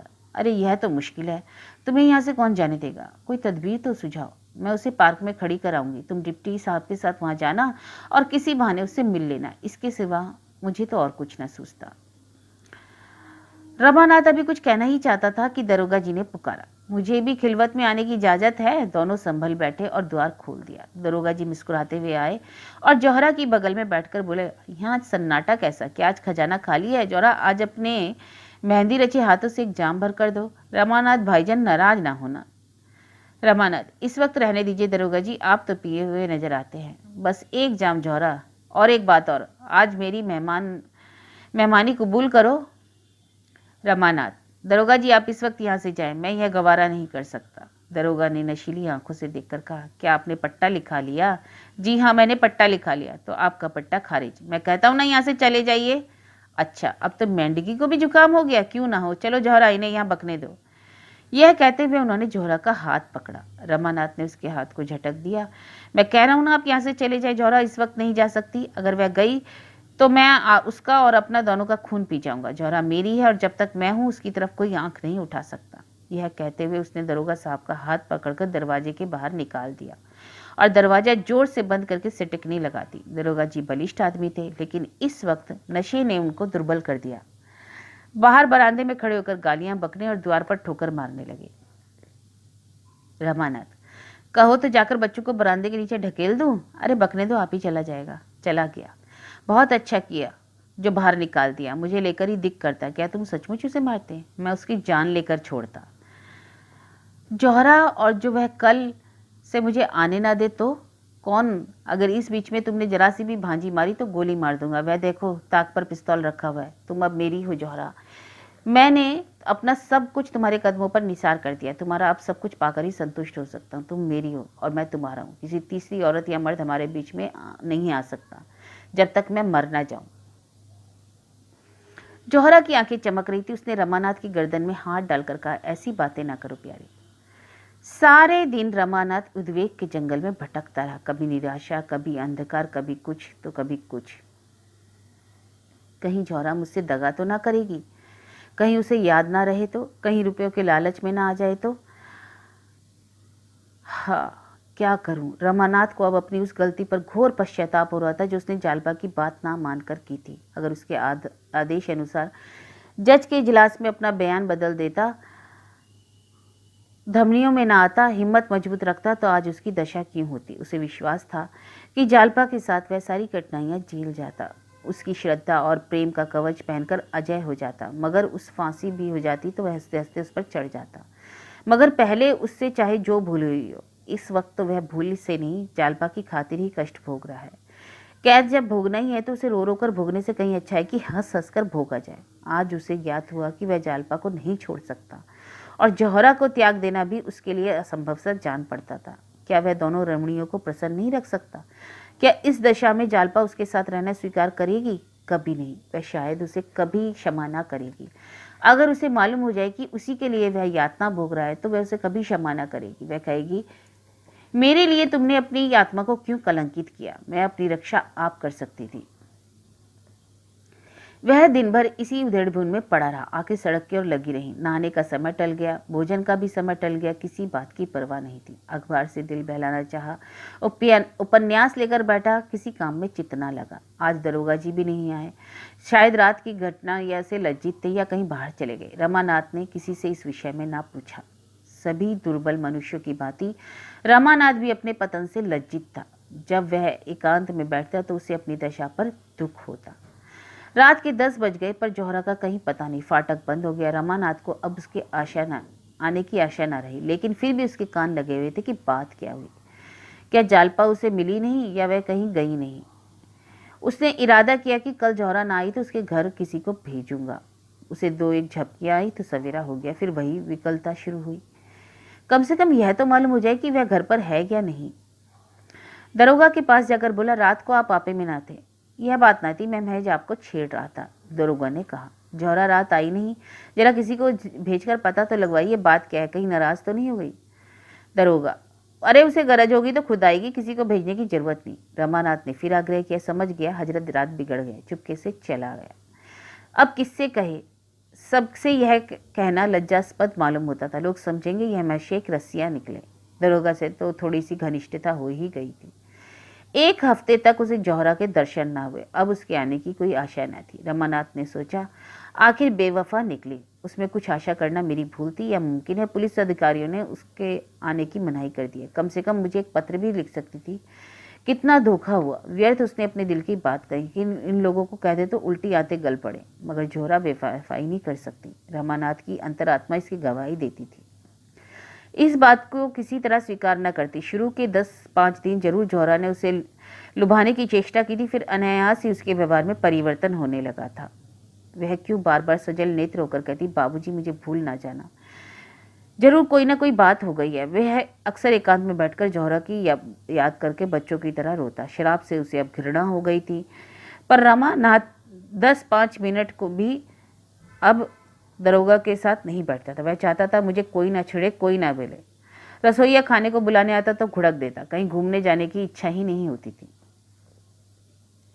7वां दिन था। 8 बज गए। आज एक बहुत अच्छी फिल्म आने वाली थी। एक प्रेम कथा थी। दरोगा ने आकर रमानाथ से कहा तो वह चलने को तैयार हो गया। कपड़े पहन रहा था कि जौहरा आ पहुंची। रमानाथ ने उसकी तरफ एक बार आंख उठाकर देखा, फिर आईने में अपने बाल संवारने लगा, पर बोला कुछ नहीं। जौहरा का वह सादा आभरणहीन स्वरूप देखकर उसे कुछ आश्चर्य अवश्य हुआ। वह केवल एक सफेद साड़ी पहने हुए थी। आभूषण का एक तार भी अब उसकी देह पर ना था। होठ मुरझाए हुए और चेहरे पर क्रीड़ामय चंचलता की जगह तेजमय गंभीरता झलक रही थी। 1 मिनट खड़ी रही, तब रामानाथ के पास जाकर बोली, क्या मुझसे नाराज हो? बिना कुछ पूछे। रमानाथ ने फिर भी कुछ जवाब न दिया, जूते पहनने लगा। जौहरा ने उसका हाथ पकड़कर कहा, क्या यह खफगी किस लिए है? मैं इतने दिनों नहीं आई इसलिए? रमानाथ, अगर तुम ना भी आती तो मेरा क्या अख्तियार, तुम्हारी दया थी कि चली आई। यह कहने के साथ उसे ख्याल आया कि मैं इसके साथ अन्याय कर रहा हूं। लज्जित नेत्रों से उसकी ओर ताकने लगा। जौहरा ने मुस्कुराकर कहा, आप अच्छी दिल लगी करते हैं। आपने ही तो एक काम सौंपा और जब वह काम करके लौटी तो आप बिगड़ रहे हैं। क्या तुमने वह काम इतना आसान समझा था कि चुटकी बजाते ही पूरा हो जाता? तुमने उस देवी से वरदान लेने भेजा था जो ऊपर से फूल है, भीतर से पत्थर है। क्या क्या कहती हो? उसी दिनेश के घर में है वह जिसको फांसी की सजा हुई है। उसके 2 बच्चे हैं, औरत है, माँ है। दिन भर उन्हीं बच्चों को खिलाती है, बुढ़िया के लिए नदी से पानी लाती है, घर का सारा काम काज करती है और उनके लिए बड़े बड़े आदमियों से चंदा मांग लाती है। दिनेश के घर में ना कोई जायदाद थी ना रुपए। वो लोग बड़ी तकलीफ में थे, कोई मददगार तक ना था जो जाकर उन्हें ढांढस देता। जितने साथी सोहबती थे सब के सब मुंह छिपा बैठे। 2-3 फाके तक हो चुके थे। जालपा ने जाकर सब कुछ जिला दिया। रमानाथ की सारी बेदली काफूर हो गई। जूता छोड़ दिया और कुर्सी पर बैठकर बोले, तुम खड़ी क्यों हो? शुरू से बताओ। तुमने तो 20 से कहना शुरू किया, एक बात भी मत छोड़ना। तुम पता कैसे लगाई? कुछ नहीं, पहले तो उसी देवी दिन खटिक के पास गई, उसने दिनेश के घर का पता दिया, चटपट जहां पहुंची। तो तुमने जाकर उसे पुकारा? तुम्हें देखकर चौंकी नहीं? जौहरा, मैं इस रूप में ना थी। देवी दिन के घर में अपने घर गई और ब्रह्म समाजी लेडी का स्वांग भरा। ना जाने मुझ में ऐसी कौन सी बात है जिससे दूसरों को फौरन पता चल जाता है कि मैं कौन हूँ, क्या हूँ। और ब्रह्मा लेडियों को देखती हूँ, कोई उनकी तरफ आंखें तक नहीं उठाता। मेरा पहनावा ओढ़ावा वही है। मैं भड़कीले कपड़े या फजूल के गहने बिल्कुल नहीं पहनती, फिर भी सब मेरी तरफ आंखें फाड़ फाड़ कर देखते हैं। मेरी असलियत नहीं छुपती। यही मुझे खौफ था कि जालपा भाप ना जाए। लेकिन मैंने दांत खूब साफ कर लिए, पान तक का निशान ना था। मालूम होता था कि कॉलेज की लेडी टीचर होगी। इस शक्ल में मैं वहां पहुंची तो वह क्या कोई भी ना भाप सकता था। पर्दा ढका रह गया। मैंने दिनेश की माँ से कहा, मैं यूनिवर्सिटी में पढ़ती हूँ। अपना घर मुंगेर बतलाया। बच्चों के लिए मिठाई ले गई थी, हमदर्दी का पाठ खेलने, और मेरा ख्याल था कि मैंने खूब खेला भी। दोनों औरतें बेचारी रोने लगी। मैं भी जब्द ना कर सकी। जालपा इस बीच में गंगा जल लिए पहुंची। मैंने दिनेश की माँ से बंगला में पूछा, क्या यह कहारी ना? उसने कहा, यह भी तुम्हारी ही तरह हम लोगों के दुख में शरीक होने आ गई। यहाँ इनका शौहर किसी दफ्तर में नौकर है, और तो कुछ मालूम नहीं। रोज सवेरे आ जाती है, बच्चों को खिलाने ले जाती है। मैं अपने हाथ से गंगा जल लाया करती थी, मुझे रोक दिया, खुद लाती है। हमें तो इन्होंने जीवन दान दिया। कोई आगे ना था, पीछे ना था। बच्चे दाने दाने को तरसते थे। जब से यह आ गई है तब से कोई कष्ट नहीं है। ना जाने किस शुभ कर्म में हमें यह वरदान मिला है। उस घर के सामने एक छोटा सा पार्क था। मोहल्ले भर के बच्चे वहीं खेला करते थे। शाम हो गई। जालपा देवी ने दोनों बच्चों को साथ लिया और पार्क की तरफ चली। मैं जो मिठाई लाई थी उसमें से बूढ़ी ने एक एक मिठाई दोनों बच्चों को दी। दोनों कूद कूद कर नाचने लगे। बच्चों की इस खुशी पर मुझे रोना आ गया। दोनों मिठाइयाँ खाते हुए जालपा के साथ हो लिए। जब पार्क में दोनों बच्चे खेलने गए तब जालपा से मेरी बात होने लगी। अच्छा, तो तुमने कैसे बातचीत शुरू की? कह तो रही हूँ जालपा देवी है। तुम कहाँ रहती हो? घर की दोनों औरतों से तुम्हारी बड़ाई सुनकर मैं तो तुम्हारे ऊपर आशिक हो गई। यही लफ्ज़ कहा हो तुमने? हाँ, जरा मजाक करने की सूझी। तुम तो बंगालन नहीं मालूम होती। तुमने इतनी साफ हिंदी कोई और बंगाली नहीं बोलती। मैंने कहा, मैं मुंगेर की रहने वाली हूँ और वहाँ मुसलमान औरतों के साथ मिलती जुलती रही हूँ। आपसे कभी कभी मिलने का जी चाहता है। आप कहाँ रहती हैं? कभी 2 घड़ी मिलने चली आऊँगी। आपके साथ थोड़ी देर बैठकर थोड़ी आदमियत तो सीख जाऊंगी। जालपा ने शर्मा कर कहा, तुम तो मुझे बनाने लगी बहन। कहाँ तुम कॉलेज की पढ़ने वाली, कहाँ मैं अनपढ़ गंवार औरत। तुमसे मिलकर मैं अलबत्ता आदमी बन जाऊंगी। जब चीज़ आए यहीं चले आना, अब यही मेरा घर है। मैंने कहा, तुम्हारे स्वामी जी ने तुम्हें इतनी आज़ादी दे रखी है? बड़े अच्छे ख्यालों के आदमी होंगे। किस दफ्तर में नौकर हैं? पुलिस में उम्मीदवार हैं। जालपा ने अपने नाखूनों को देखते हुए कहा, पुलिस के आदमी होकर वह तुम्हें यहाँ आने की आज़ादी देते हैं? जालपा इस प्रश्न के लिए तैयार न मालूम होती थी। चौंक कर बोली, वह मुझसे कुछ नहीं कहते। मैंने उनसे यहाँ आने की बात नहीं की। वह घर पर बहुत कम आते हैं, वही पुलिस वालों के साथ रहते हैं। उन्होंने एक साथ 3 जवाब दिए। फिर भी उन्हें शक हो रहा था कि कहीं कोई जवाब इत्मीनान के लायक नहीं है। वह कुछ खिसियानी सी होकर दूसरी तरफ ताकने लगी। तुम अपने स्वामी से कहकर किसी तरह मेरी मुलाकात उस मुखबिर से करा सकती हो जिसने इन कैदियों के खिलाफ गवाही दी है? मैंने पूछा। रमानाथ की आंखें और फैल गईं। जोहरा, यह सुनकर जालपा ने मुझे चुभती हुई आंखों से देखकर पूछा, तुम उनसे मिलकर क्या कहोगी? जोहरा, तुम मुलाकात करा सकती हो या नहीं, मैं पूछना चाहती हूँ। जालपा का चेहरा सख्त पड़ गया। बोली, वह यह कह सकता है मैंने अपने फायदे के लिए किया है। सभी आदमी अपना फायदा सोचते हैं, मैंने भी सोचा। जब पुलिस के सैकड़ों आदमियों से कोई प्रश्न नहीं करता तो उससे यह प्रश्न क्यों किया जाए। जौहरा, अच्छा मान लो तुम्हारा पति ऐसी मुखबरी करता तो।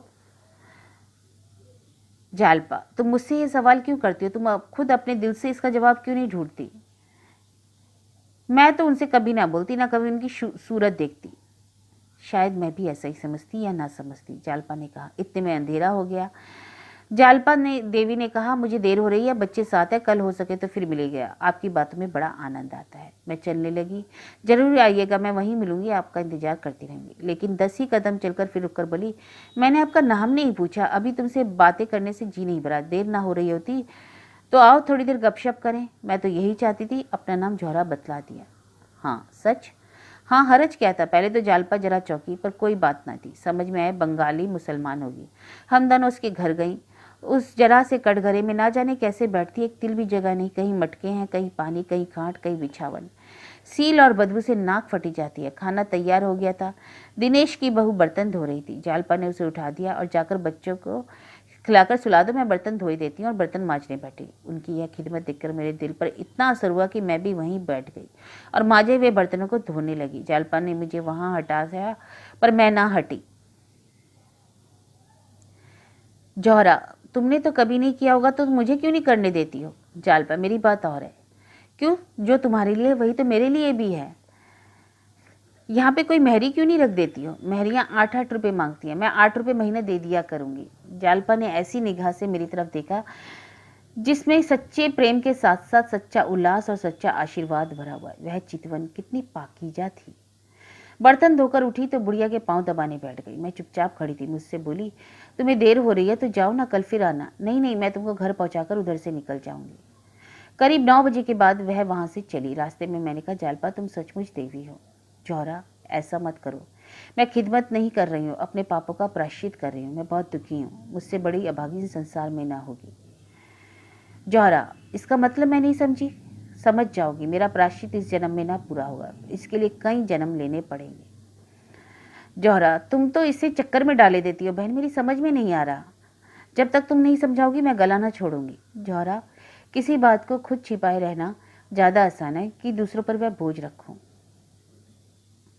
कुछ दूर तक तो हम दोनों चुपचाप चलते रही। एकाएक जालपा ने कांपती हुई आवाज में कहा, जौहरा, अगर इस वक्त तुम्हें मालूम हो जाए कि मैं कौन हूं तो शायद तुम मुझसे नफरत करोगी। इन लफ्जों में ना जाने क्या जादू था कि मेरे सारे रोए खड़े हो गए। एक रंज, शर्म से भरे हुए दिल की आवाज थी और उसने मेरी स्याह जिंदगी की सूरत मेरे सामने खड़ी कर दी। मेरी आंखों में आंसू भर दिए। ऐसा जी में आया कि अपना सारा स्वांग खोल दूं। ना जाने उसके सामने मेरा दिल ऐसा हो गया। मैंने बड़े बड़े काइये और छटे हुए शौदों और पुलिस अफसरों को चपरगट बनाया है, पर उसके सामने भीगी बिल्ली बन गई। मैं बोली तो मेरा गला भर गया। यह तुम्हारा ख्याल गलत है देवी। शायद मैं तुम्हारे पैरों पर गिर पड़ूंगी। अपनी या अपनों की बुराइयों पर शर्मिंदा होना सच्चे दिल का काम है। जालपा ने कहा, लेकिन तुम मेरा हाल जानकर करोगी क्या? बस इतना ही समझ लो कि मैं एक गरीब अभागिन औरत हूँ। इसी तरह वह बार बार टालती रही, लेकिन मैंने पीछा न छोड़ा। आखिर उसके मुंह से बात निकल ही गई। आधी रात की कथा कहाँ तक सुनाऊं, घंटों लग जाएंगे। जब मैं बहुत पीछे पड़ी तो आखिर में उसने कहा, मैं उसी मुखबिर की बदनसीब औरत हूँ जिसने इन कैदियों पर आफत ढाई है। कहते कहते वह रो पड़ी। फिर जरा संभल कर बोली, हम लोग इलाहाबाद के रहने वाले। एक ऐसी बात हुई कि इन्हें यहाँ से भागना पड़ा। किसी से कुछ कहा ना सुना भाग गए। कई महीनों में पता चला कि वह यहाँ है। रमानाथ, यह भी एक किस्सा है, तुम्हें बताऊंगा फिर कहीं भी। जालपा के सिवा और किसी को यह ना सूझती। जौहरा, यह सब मैंने दूसरे दिन जान लिया। अब मैं तुम्हारे रग रग से वाकिफ हूँ। जालपा मेरी सहेली है। शायद ही अपनी कोई बात उसने मुझसे छिपाई हो। कहने लगी, जौहरा, मैं बड़ी मुसीबत में फंसी हूँ। एक तरफ तो एक आदमी की जान और कई खानदानों की तबाही है, दूसरी तरफ अपनी तबाही है। मैं चाहूँ तो आज इन सभी की जान बचा सकती हूँ। मैं अदालत को ऐसा सबूत दे सकती हूँ कि वे फिर मुखबिर की शहादत की कोई हकीकत न रह जाएगी, पर मुखबिर को सजा से नहीं बचा सकती। बहन, इस दुविधा में पड़ी नरक का कष्ट झेल रही हूँ। ना यह होता है ना वह, क्या करूँ? इतने में देवी दिन का घर आ गया। हम दोनों विदा हुई। जालपा ने मुझसे बहुत इसरार किया कि कल इसी वक्त आना। दिन भर तो बात की फुर्सत नहीं मिली, बस यही शाम को मौका मिलता है। वह इतने रुपए जमा कर देना चाहती है कि कम से कम दिनेश के घर वालों को कोई तकलीफ ना हो। 200 रुपये से ज़्यादा जमा कर चुकी है। मैंने भी 5 रुपये दिए। मैंने 2-1 बार जिक्र किया, आप इन झगड़ों में ना पड़िए, अपने घर चले जाइए, लेकिन साफ साफ कहती हूँ, मैंने कभी जोर देकर यह बात ना की। मेरे मुँह से पूरी बात कभी ना निकलने पे एक बात और कहूँ क्या? जौहरा, डिप्टी साहब से कह दूं वह जालपा को इलाहाबाद पहुंचा दें, उन्हें कोई तकलीफ ना होगी। बस 2 औरतें और स्टेशनों तक बातों में लगा ले जाएंगी। वह गाड़ी तैयार मिलेगी, वह उसमें बैठा दी जाएंगी, या कोई और तदबीर सोचो। यह मुनासिब ना होगा। जौहरा ने शर्माकर कहा, मुनासिब तो ना होगा। रमानाथ ने चटपट जूते पहन लिए। जौहरा से पूछा, देवी दीन के ही घर पर रहती है ना? तो क्या इस वक्त जाओगे? हाँ जौहरा, इसी वक्त चला जाऊंगा। बस उनसे 2 बातें करके उस तरफ चला जाऊंगा। मगर जहाँ मुझे अब से बहुत पहले चला जाना चाहिए था। मगर कुछ सोच लो, नतीजा क्या होगा? सब सोच चुका। ज़्यादा से ज़्यादा 3-4 साल की कैद होगी। बस अब रुखसत करो, भूल मत जाना जौहरा, शायद फिर अब कभी मुलाकात ना हो। रमानाथ बरामदे से उतरकर सहन में आया और एक क्षण में फाटक के बाहर था। दरबान, हुजूर दरोगा को इत्तला कर दी है? हाँ, इसकी कोई ज़रूरत नहीं। चौकीदार, मैं उनसे जरा पूछ लूं, मेरी राजी क्यों ले रहे हैं हजूर? रमानाथ ने कोई जवाब नहीं दिया। तेजी से सड़क पर चला खड़ा हुआ। जौहरा निस्पंद खड़ी उसे हसरत भरी आंखों से देखती रही। रमानाथ के प्रति ऐसा प्यार, ऐसा विकल करने वाला प्यार उसे कभी ना हुआ। चौकीदार ने लपक कर दरोगा से कहा। वह बेचारा खाना खाकर लेटे ही था, घबरा कर निकला। रमानाथ के पीछे दौड़ा। बाबू साहब जरा सुनिए, 1 मिनट रुक जाइए। इससे क्या फायदा? कुछ मालूम तो आप कहाँ जा रहे हैं? आखिर बेचारे एक बार ठोकर खाकर गिर पड़े। रमानाथ ने लौटकर उन्हें उठाया और पूछा, कहीं चोट तो नहीं है? दरोगा, कोई बात ना थी, जरा ठोकर खा गया था। आप इस वक्त कहाँ जा रहे हैं? रमानाथ, मैं 1 घंटे में लौट आऊंगा। जालपा को शायद मुखालिफों ने बहकाया है कि तू हाईकोर्ट में एक अर्जी दे दे, जरा उसे जाकर समझाऊंगा। यह आपको कैसे मालूम हुआ? जौहरा, कहीं सुनाई है। अरे बड़ी बेवफा औरत है, ऐसी औरत का सिर काट लेना चाहिए। इसलिए तो जा रहा हूँ, या तो इसी वक्त उसे स्टेशन पर भेज कर आऊँगा, या इस बुरी तरह पेश आऊँगा कि वह भी याद करेगी। ज़्यादा बातचीत का मौका नहीं है। रात भर के लिए मुझे इस कैद से आज़ाद कर दीजिए। मैं भी चलता हूँ, जरा ठहरिए। जी नहीं, मामला बिगड़ जाएगा, मैं भी आता हूँ। दरोगा लाजवाब हो गए। 1 मिनट तक खड़े सोचते रहे, फिर लौट पड़े। जौहरा से बातें करते हुए पुलिस स्टेशन की तरफ गए। उधर रमानाथ ने आगे बढ़कर एक तांगा किया और देवी दिन के घर जा पहुंचा। जालपा दिनेश के घर से लौटी थी और बैठी जग्गू और देवी दीन से बातें कर रही थी। वह इन दिनों एक वक्त ही खाया करती थी। इतने में रमानाथ ने नीचे से आवाज़ दी। देवी दीन उसकी आवाज़ पहचान गया। भैया हैं? कह दो यहाँ क्या करने आए, वहीं जाएं? देवी दीन, नहीं बेटी, जरा पूछ लो क्या कहते हैं। जालपा, मुझे समझाने आए होंगे और क्या, मगर मुंह धो रखें। देवी दीन ने द्वार खोल दिया। रमानाथ ने अंदर आकर कहा, दादा तुम मुझे यहाँ देखकर ताज्जुब कर रहे हो? 1 घंटे की छुट्टी लेकर आए। तुम लोगों ने बहुत सी अपराधों की क्षमा करना था। जालपा ऊपर है?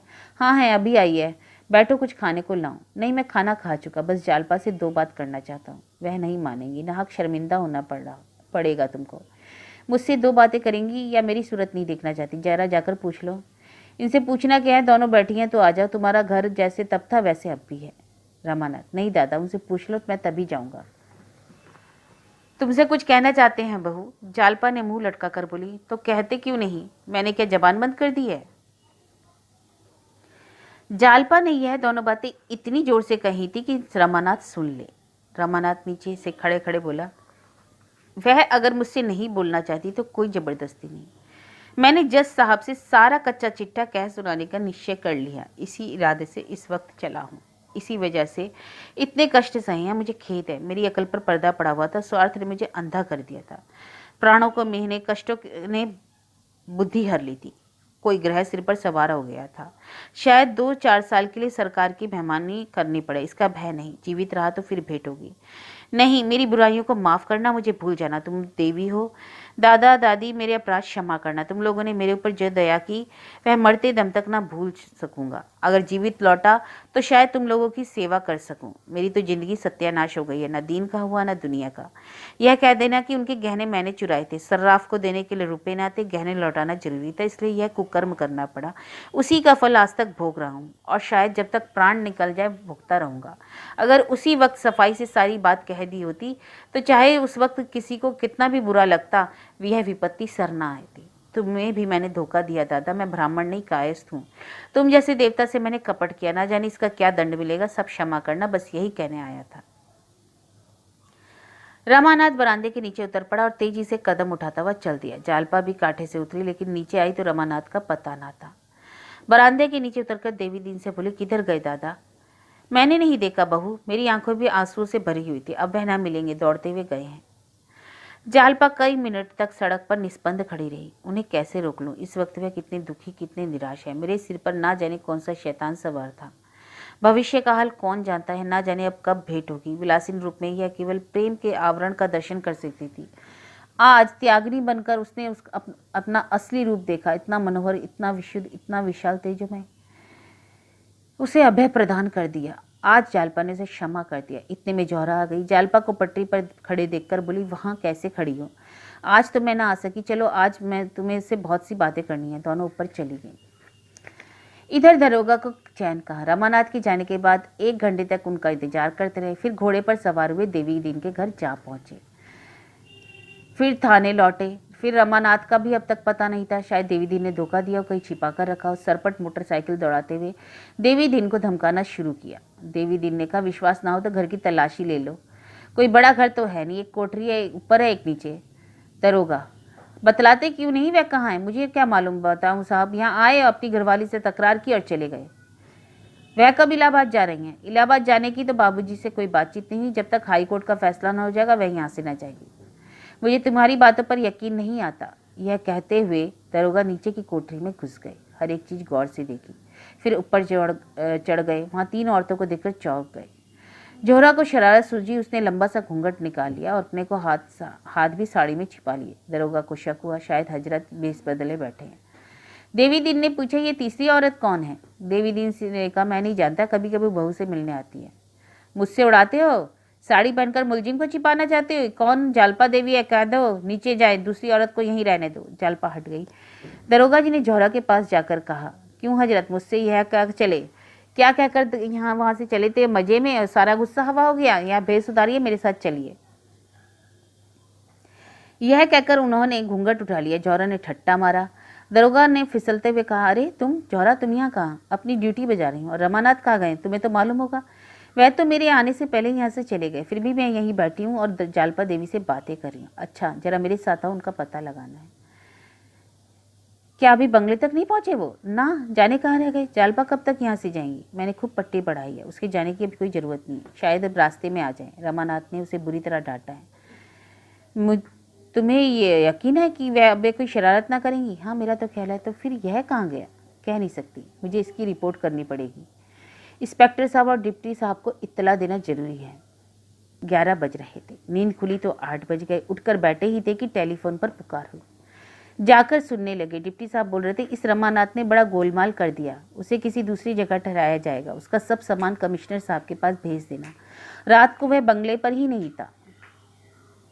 दरोगा, जी नहीं, रात मुझसे बहाना करके बीवी के पास गया था। तुमने क्यों जाने दिया उसको? मुकदमा का जांच फिर से होगा। आपसे बड़ी भारी बलंडर हुआ है, सारा मेहनत में पानी में गिर गया। उसको जबरदस्ती रोक लेना चाहिए था। तो क्या जज साहब के पास गया था? हाँ, वहीं गया था। जज भी कायदा को तोड़ दिया।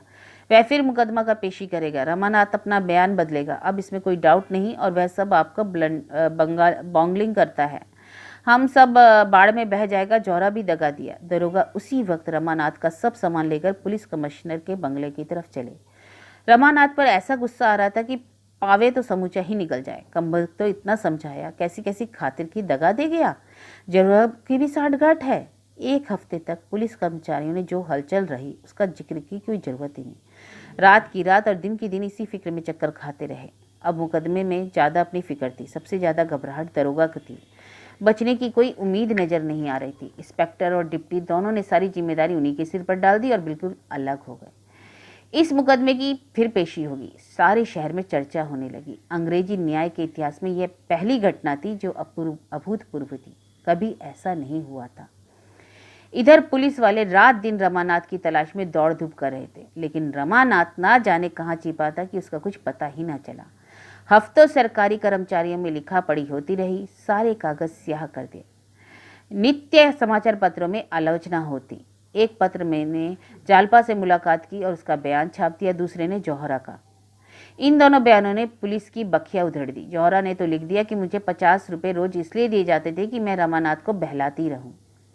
आखिर 2 महीने बाद फैसला हुआ। इस मुकदमे पर विचार करने के लिए कि एक सिविलियन नियुक्त किया गया। शहर के बाहर एक बंगले में विचार हुआ जिसमें ज़्यादा भीड़ भाड़ ना हो, फिर भी रोज 10-12 आदमी जमा हो जाते। पुलिस ने एड़ी चोटी का जोर लगाया मुलाजिमों में कोई मुखबिर बन जाए, पर उसका उद्योग सफल ना हुआ। दरोगा जी चाहते तो नई शहादतें बना सकते थे, पर अपने अफसरों की स्वार्थपरता पर वह इतने खिन्न हुए कि सिवाय तमाशा देखने के लिए उन्होंने और कुछ ना किया। इस मामलों में अफसरों ने सारा दोष दरोगा के सिर मढ़ दिया। उन्हीं की बेपरवाही से रमानाथ हाथ से निकला। अगर आज ज्यादा सख्ती से निगरानी की जाती तो जालपा कैसे उसे खत लिख सकती थी। ऐसी दशा में मुकदमा उठा तो क्या क्या किया जा सकता था। मगर रमानाथ की परीक्षा अभी समाप्त ना हुई थी। उस पर दरोगा बयानी का अभियोग चलाने का निश्चय हो गया। उसी बंगले में ठीक 10 बजे मुकदमा पेश हुआ। सावन की झड़ी लगी हुई थी। कलकत्ता दल दल हो रहा था, लेकिन दर्शकों का एक अपार समूह मैदान में खड़ा हुआ था। महिलाओं की अदालत के कमरे में जाने की आज्ञा नहीं मिल गई। पुलिस की शहादतें शुरू हुई। डिप्टी सुपरिटेंडेंट, इंस्पेक्टर, दरोगा, नायब दरोगा सभी ने बयान दिए। दोनों तरफ वकीलों में जिरह हुई, पर इन कार्रवाइयों में उल्लेखनीय कोई बात नहीं थी। पाबंदी जाब्ते की हो रही थी। इसके बाद साथ रमानाथ का बयान हुआ, पर उससे कोई नई बात न थी। उसने अपने जीवन के गत वर्ष का पूरा वृतांत सुनाया, कोई बात ना छिपाई। वकील के पूछने पर उसने कहा, जालपा के त्याग, निष्ठा, सत्य प्रेम ने मेरी आंखें खोल दी। उससे भी ज्यादा जौहरा के सौजन्य और निष्कपट व्यवहार ने। मैं इस सौभाग्य को समझता हूँ कि मुझे उस तरफ से प्रकाश मिला जिधर औरों को अंधकार मिलता है। विश्व में मुझे सुधा प्राप्त हुई। इसके बाद सफाई की तरफ से देवी दिन, जालपा और जौहरा के बयान हुए। वकीलों ने इनसे भी सवाल किए, पर सच्चे गवाह का क्या उखाड़ते। जौहरा का बयान बहुत ही प्रभाव था डाला। उसने देखा जिस प्राणी को जंजीरों से जकड़ने के लिए वह भेजी गई है, वह तो खुद ही दर्द से तड़प रहा है। उसे मरहम की जरूरत है, जंजीरों की नहीं। मगर उससे भी ज्यादा मार्के का बयान जालपा का था। उसे सुनकर दर्शकों की आंखों में आंसू आ गए। उसके अंतिम शब्द थे, मेरे प्रति पति निर्दोष हैं। ईश्वर की दृष्टि में नहीं, नीति की दृष्टि में भी वह निर्दोष हैं। उनके भाग्य में मेरी विलास शक्ति का प्रायश्चित करना लिखा था, उन्होंने किया। वह बाजार से मुंह छिपाकर भागे। उन्होंने मुझ पर अगर कोई अत्याचार किया तो वह यही कि मेरी इच्छाओं को पूरा करने के लिए वह सदैव कल्पना से काम लिया। मुझे प्रसन्न करने के लिए, मुझे सुखी रखने के लिए बड़े से बड़ा भार अपने ऊपर लेने में संकोच न किया। किंतु वह यह भूल गए कि विलास वृत्ति संतोष करना नहीं जानती। जहां मुझे रोकना उचित था, वहां उन्होंने मुझे प्रोत्साहित किया, और इस अवसर पर भी मुझे पूरा विश्वास था कि मुझ पर अत्याचार करने की धमकी देकर ही उनकी जबान बंद की गई होगी। अगर अपराधीन है तो मैं हूं, जिसके कारण उन्हें इतने कष्ट झेलने पड़े। मैं मानती हूँ कि मैंने आज अपना बयान बदलने के लिए मजबूर किया। अगर मुझे विश्वास होता कि वह डाकों में शरीक हुए हैं तो सबसे पहले मैं उनका तिरस्कार करती। मैं यह नहीं कह सकती कि वह निरपराधी हैं। ऐसी दशा में मेरा कर्तव्य इसके सिवा कुछ और नहीं कह सकता जो मैंने किया। अदालत ने सरकारी वकील से पूछा, क्या प्रयाग में इस मामले की कोई रिपोर्ट मांगी गई थी? जी हाँ, वकील ने कहा, मगर उसका इस विषय पर कोई विवाद नहीं। सरकारी वकील, इससे तो यह सिद्ध होता है मुलजिम डाके में शरीक ही नहीं था। वह केवल यह बात रह जाती है कि वह मुखबिर क्यों बना। स्वार्थ सिद्धि के सिवा और क्या हो सकता है? मेरा कथन उसे धोखा दिया गया। जब उसे मालूम हो गया कि जिस भय से उसने पुलिस में कठपुतली बनना स्वीकार किया, तब उसका भ्रम था, उसे धमकियां दी गई हैं। अब सफाई का कोई गवाह नहीं था। सरकारी वकील ने बहस शुरू की। योर ऑनर, आज आपके सम्मुख ऐसा अभियोग उपस्थित हुआ है जैसा सौभाग्य से बहुत कम हुआ करता है। आपको जनकपुर की डकैती का हाल मालूम है। जनकपुर के आसपास कई गांवों में लगातार डाके हुए। महीनों पुलिस कर्मचारी अपनी जान हथेलियों पर डकैतों को ढूंढ निकालने की कोशिश करते हैं। आखिर उनकी मेहनत सफल हुई। डाकुओं की खबर मिली। ये लोग एक घर के अंदर बैठे पाए गए। पुलिस ने एक बार में सबको पकड़ लिया। लेकिन आप जानते हैं इस मामलों में अदालत के लिए सबूत पहुंचाना कितना मुश्किल है। जनता इन लोगों से कितना डरती है। प्राणों के भय से कोई शहादत देने को तैयार नहीं हुआ। महानुभाव पुलिस इसी उलझन में पड़ी थी कि एक युवक आता है, इन डाकुओं के सरगनों का होने का दावा करता है। वह इन डकैतियों का ऐसा सजीव प्रमाण देता है कि पुलिस धोखे में आ जाती है। यह युवक इलाहाबाद से भागकर आया था, यहाँ भूखों मरता था। अपने भाग्य का निर्माण का ऐसा सुअवसर पाकर मुखबिर बनकर सजा होने के भय से दूर रहा। पुलिस की सिफारिश से शायद कोई अच्छी नौकरी भी पा जाता। पुलिस ने भी उसका खूब आदर सत्कार किया और उसे अपना मुखबिर बना लिया। बहुत संभव था कि कोई शहादत पाकर मुस्लिम पुलिस इन्हीं मुलजिमों को छोड़ देती और इन पर कोई मुकदमा ना चलाती, पर इस युवक के चकमे में आकर उसने अभियोग चलाने का निश्चय कर लिया। उसमें चाहे और कोई गुण हो ना हो, उसकी रचना शक्ति की प्रखरता से इनकार नहीं किया जा सकता। उसने डकैतियों का ऐसा यथार्थ वर्णन किया कि जंजीर की एक कड़ी भी कहीं से गायब ना थी। ने एक एक कड़ी करके सारा उसको जज साहब को सुना दिया। सरकारी वकील ने भी कहा, धर्म और आदर्श अपने स्थान पर बहुत आदर की चीजें, लेकिन जिस आदमी ने जानबूझकर झूठी गवाही दी उसने अपराध अवश्य किया, इसको दंड मिलना चाहिए। यह सत्य है कि उसने प्रयाग में कोई गबन नहीं किया, पर उसका भ्रम मात्र तो था। अब अदालत फैसला सुनाने की बारी आई। सभी को रमानाथ से सहानुभूति हो गई थी। लोग बड़ी उत्सुकता से फैसले का सुनने का इंतजार कर रहे थे। मामला केवल यह है कि एक युवक ने अपनी प्राण रक्षा के लिए पुलिस का आश्रय लिया। जब उसे मालूम हुआ कि वह जिस भय से पुलिस का आश्रय ले रहा है सर्वथा निर्मूल है, तो उसने अपना बयान वापस ले लिया। रमानाथ में अगर सत्यनिष्ठा होती तो पुलिस का आश्रय नहीं लेता, इसमें कोई संदेह नहीं। पुलिस ने उसे रक्षा का यह उपाय सुझाया, झूठी गवाही देने का प्रलोभन दिया। मैं ये नहीं मान सकता कि इस मामले में गवाही देने का प्रस्ताव स्वतः उसके मन में पैदा हो गया। उसे प्रलोभन दिया जरूर गया होगा। से यह अवश्य ही आभास दिलाया गया होगा कि जिन लोगों के विरुद्ध गवाही देने जा रहा है वह वास्तव में अपराधी हैं। रमानाथ ने जहाँ दंड का भय, वह न्याय भक्ति भी है। वह पेशेवर गवाहों में नहीं है। अगर ऐसी बात ना होती, वह पत्नी के आग्रह में बयान बदलने पर मजबूर ना होता। पुलिस को बदनामी से बचने के लिए इस अवसर पर उसे धमकियां देना स्वाभाविक है, क्योंकि पुलिस को मुलजिमों के अपराधी होने पर कोई संदेह नहीं है। रमानाथ धमनियों में आ गया था। यह उसकी दुर्बलता अवश्य, पर परिस्थिति को देखते हुए क्षम्य है। इसलिए मैं रमानाथ को बरी करता हूँ। जज साहब ने फैसला सुनाया। चैत्र की शीतल सुहावनी गंगा तट के टेसुओं पर लहलाता हुआ ढाक का मैदान, बरगद की छाया। देवी दिन ने जमीन ली, बाग लगाया, खेती जमाई, गाय भैंस खरीदी। अब उसमें एक नई स्फूर्ति आ गई थी। शाम हो गई थी, गाय भैंसें हाट से लौट रही थी। जग्गो ने उन्हें खूंटे से बांधा, थोड़ा थोड़ा भूसा लाकर उनके सामने डाल दिया। इतने में देवी दीन और गोपी भी बैलगाड़ी पर डंडे लादे हुए आ गए। दयानाथ ने बरगद के नीचे जमीन का साफ करके रखी, वहीं डांठे भी उतार दी। दयानाथ नौकरी से बर्खास्त हो चुके हैं और अब देवी दीन के असिस्टेंट है। उनका समाचार पत्रों में अब भी गहरा प्रेम है। रोज कई पत्र आते हैं और शाम को फुर्सत पाने पर मुंशी जी उन पत्रों को पढ़कर सुनाते हैं। श्रोताओं में बहुधा आसपास के गांवों के 10-5 आदमी भी आ जाते हैं। रमानाथ को इस जीवन से इतना अनुराग हो गया कि अब शायद उसे थानेदारी भी नहीं कि इंस्पेक्टर भी मिल जाए तो वह शहर का नाम ना ले। प्रातःकाल उठकर गंगा स्नान करता है, कसरत करता है, दूध पीता है। दिन निकलते निकलते अपनी दवाओं का संदूक लेकर आ बैठता है। उसने वैद्य की कई किताबें पढ़ ली हैं, छोटी मोटी बीमारियों की दवा दे देता है। 10-5 मरीज रोज आते हैं। दिन प्रतिदिन उसकी कीर्ति बढ़ती जा रही है। बगल में साग भाजी भी उसने बागों पर लगाई हुई है, वहीं से जड़ी बूटियां भी लाता है। देवी दिन ने बैलों की गाड़ी से खोलकर खूंटे से बांधी और दयानाथ से बोला, अभी भैया नहीं लौटे? अभी तो नहीं। रतन बेटी कैसी है? मुझे तो अब उसके अच्छे होने की आशा नहीं है। जमाने का फेर है, कितने सुख में रहती थी, गाड़ी थी, मोटर था, दर्जनों होकर अब यह हाल है। वकील साहब ने उसकी से संपत्ति छोड़ी थी, सब भाई भतीजों ने हड़प ली। देवी दी, भैया कहते थे अदालत करती तो सब मिल जाता, पर कहती अदालत में न जाऊंगी। औरत बड़े ऊंचे विचारों की है। सहसा रामेश्वरी ने छोटे से शिशु को गोद में लिए हुए एक झोपड़े से निकली। अब बच्चे को दयानाथ की गोदी में डालती हुई देवी दिन से बोली, भैया जरा चलकर रतन को देखो, जाने कैसी हुई जाती है। जौहरा और बहू दोनों रो रही हैं, बच्चा ना जाने कहाँ रह गए। देवी दिन, चलो लाला देखें। रामेश्वरी, वहां जाकर क्या करोगे? बीमार को देखकर तो इनकी नानी पहले ही मर जाती है। देवी दिन ने रतन की कोठरी में जाकर देखा। रतन बांस की एक खाट पर पड़ी थी, देह सूख गई थी।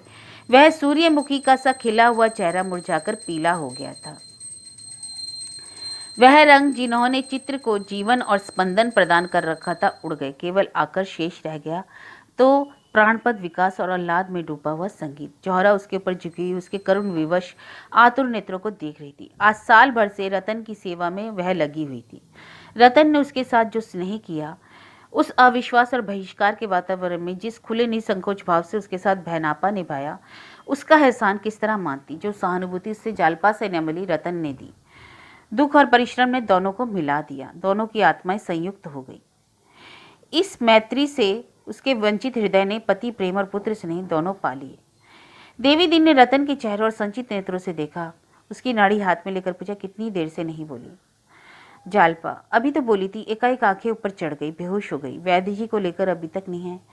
इनकी दवा वैद्य के पास नहीं है बेटा। यह कहकर उसने थोड़ी सी राख ली, रतन के सिर पर हाथ फेरा, कुछ मुंह में बुदबुदा रहा, एक चुटकी राख उसके माथे पर लगा दी। तब बोला, रतन बेटी आंखें खोलो। रतन ने आंखें खोल दी, इधर उधर सब पकाई, बोली, मेरी मोटर आई थी, कहाँ गया वह आदमी? उससे कह दो थोड़ी देर बाद आए। जौहरा, आज मैं तुम्हें अपने बगीचे की सैर कराऊंगी। सुनते ही जौहरा रोने लगी। जालपा भी आंसुओं के वेग को रोक ना सकी। रतन छत की ओर ताकती हुई बोली, मैं सब सपना देख रही थी दादा। रमानाथ वैद्य जी को लेकर पहर रात को लौटे तो मौत का सन्नाटा छाया हुआ था। रतन की मृत्यु का वह शोक ना था जिसमें आदमी हाय हाय करता, बल्कि वह शोक था जिसमें हम मूक रुद्रन करते हैं। रतन के बाद जौहरा अकेली हो गई। दोनों साथ सोती थी, बैठती थी, साथ काम करती थी। अब अकेले जौहरा का किसी काम में मन नहीं लगता। कभी नदी तट पर जाकर रतन को याद करती, कभी रोती, कभी आम के पौधे के पास घंटों खड़ी रहती जिसे उन दोनों ने लगाया था। जालपा को बच्चे के पालन और भोजन बनाने से इतना अवकाश ना मिलता कि उसके साथ बहुत उठती बैठती तो रतन की चर्चा करती, दोनों रोने लगती। भादों का महीना था, पृथ्वी और जल में रण छिड़ा हुआ था। जल की सेनाएं वायुयान पर चढ़कर आकाश से जल शेरों में वर्षा कर रही थी। एकाएक बहुत ही तेज लहरें उठने लगी नदी में। सहसा एक किश्ती नजर आई जिस पर कई स्त्री पुरुष बैठे थे। जौहरा बैठी वहां देख रही थी। किश्ती कभी ऊपर जाती, कभी नीचे। वही मालूम होता कि जब पलटी अभी पलटी। सब लोग गंगा माता की जय पुकारते जाते। स्त्रियां अब भी गंगा के यशोगान में डूबी हुई थी, गीत गा रही थी। जीवन और मृत्यु का संघर्ष किसने देखा?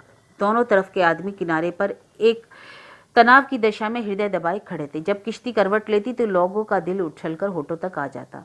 रस्सियां फेंकने की कोशिश की जाती पर रस्सी बीच में ही गिर पड़ती। एकाएक किश्ती उलट गई। सभी प्राणी लहरों में समा गए। एक क्षण में कई स्त्री पुरुष डूबते उतरते दिखाई दे रहे थे, फिर निगाहों से ओझल हो गए। केवल एक उजली सी चीज किनारे की ओर चली आ रही थी। मालूम होता था कि कोई स्त्री है। जौहरा, जालपा और रमानाथ तीनों खड़े थे। स्त्री की गोद में एक बच्चा भी नजर आता था। दोनों को निकाल लेने के लिए तीनों विकल होते, पर 20 गज तैरकर उस तरफ जाना आसान ना था। फिर रमानाथ तैरने में बहुत कुशल ना था। कहीं लहरों के जोर से पांव उखड़ जाए, फिर बंगाल की खाड़ी के सिवा कहीं ठिकाना ना मिलेगा। जौहरा ने कहा, मैं जाती हूँ। रमानाथ, जाने को तो मैं भी तैयार हूँ, लेकिन वहां तक पहुंच भी सकूंगा इसमें संदेह है। कितना तोड़ है। जौहरा ने एक कदम पानी में रखकर बोला, नहीं, मैं अभी निकाले रहते। अरे क्यों नाहक जान देते हो? शायद वहां गड्ढा है, मैं तो जा ही रहा हूँ, रमानाथ ने कहा। जौहरा ने हाथों से मना करते हुए कहा, नहीं नहीं, तुम्हें मेरी कसम, तुम ना आना, मैं अभी ला आती हूँ, मुझे तैरना आता है। लाश होगी और क्या, शायद अभी जान है, रमानाथ ने कहा। अच्छा, जौहरा तो तैर भी लेती है। तभी हिम्मत हुई। रमानाथ ने जौहरा की ओर चिंतित आंखों से देखते हुए कहा, हाँ हाँ, कुछ जानती तो है, ईश्वर करे लौट आए। तुम मुझे अपनी कायरता पर लज्जा आ रही है। जालपा ने बेहयाई से कहा, इसमें लज्जा की कौन बात है? मरी लाश के लिए जान जोखिम में डालने से क्या फायदा है? जीवित होती तो मैं तुमसे कहती जाकर निकाल लाऊं। रमानाथ ने आत्मधिक्कार के भाव से कहा, यहाँ से कौन जान सकता है जान है या नहीं? मैं खड़ा रहा और जौहरा चली गई। सहसा एक जोर की लहराई लाश को फिर धारा में बहा ले गई। जौहरा लाश के पास पहुंच गई। उसे पकड़कर खींचना ही चाहती थी कि इस लहर ने उसे दूर कर दिया। जौहरा खुद उसके जोर में आ गई और प्रवाह की ओर कई हाथ बह गई। फिर वही संभली, पर एक दूसरी लहर ने उसे ढकेल दिया। रमानाथ व्यग्र होकर पानी में कूद पड़ा और जोर से पुकारने लगा, जौहरा जौहरा, मैं आता हूँ। मगर जौहरा में अब लहरों से लड़ने की शक्ति न थी। वह वेग से लाश के साथ ही धारे में बही जा रही थी। उसके हाथ पांव हिलना बंद हो गए। एकाएक रेला नजर आया, दोनों उसमें समा गई।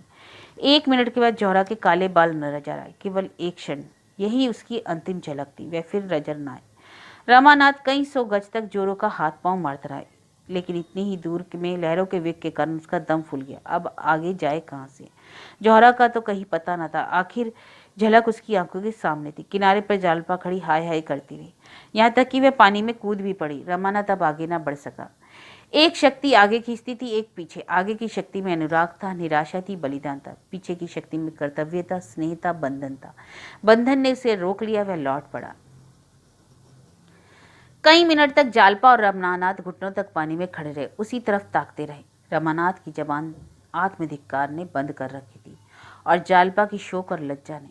आखिर रमानाथ ने कहा, पानी में क्यों खड़ी हो, सर्दी हो जाएगी। जालपा पानी से निकलकर तट पर खड़ी गई, फिर मुंह से कुछ ना बोली। मृत्यु के इस आघात ने उसे पराभूत कर दिया। जीवन कितना स्थित है, यह घटना आज दूसरी बार उसकी आंखों के सामने हुई है।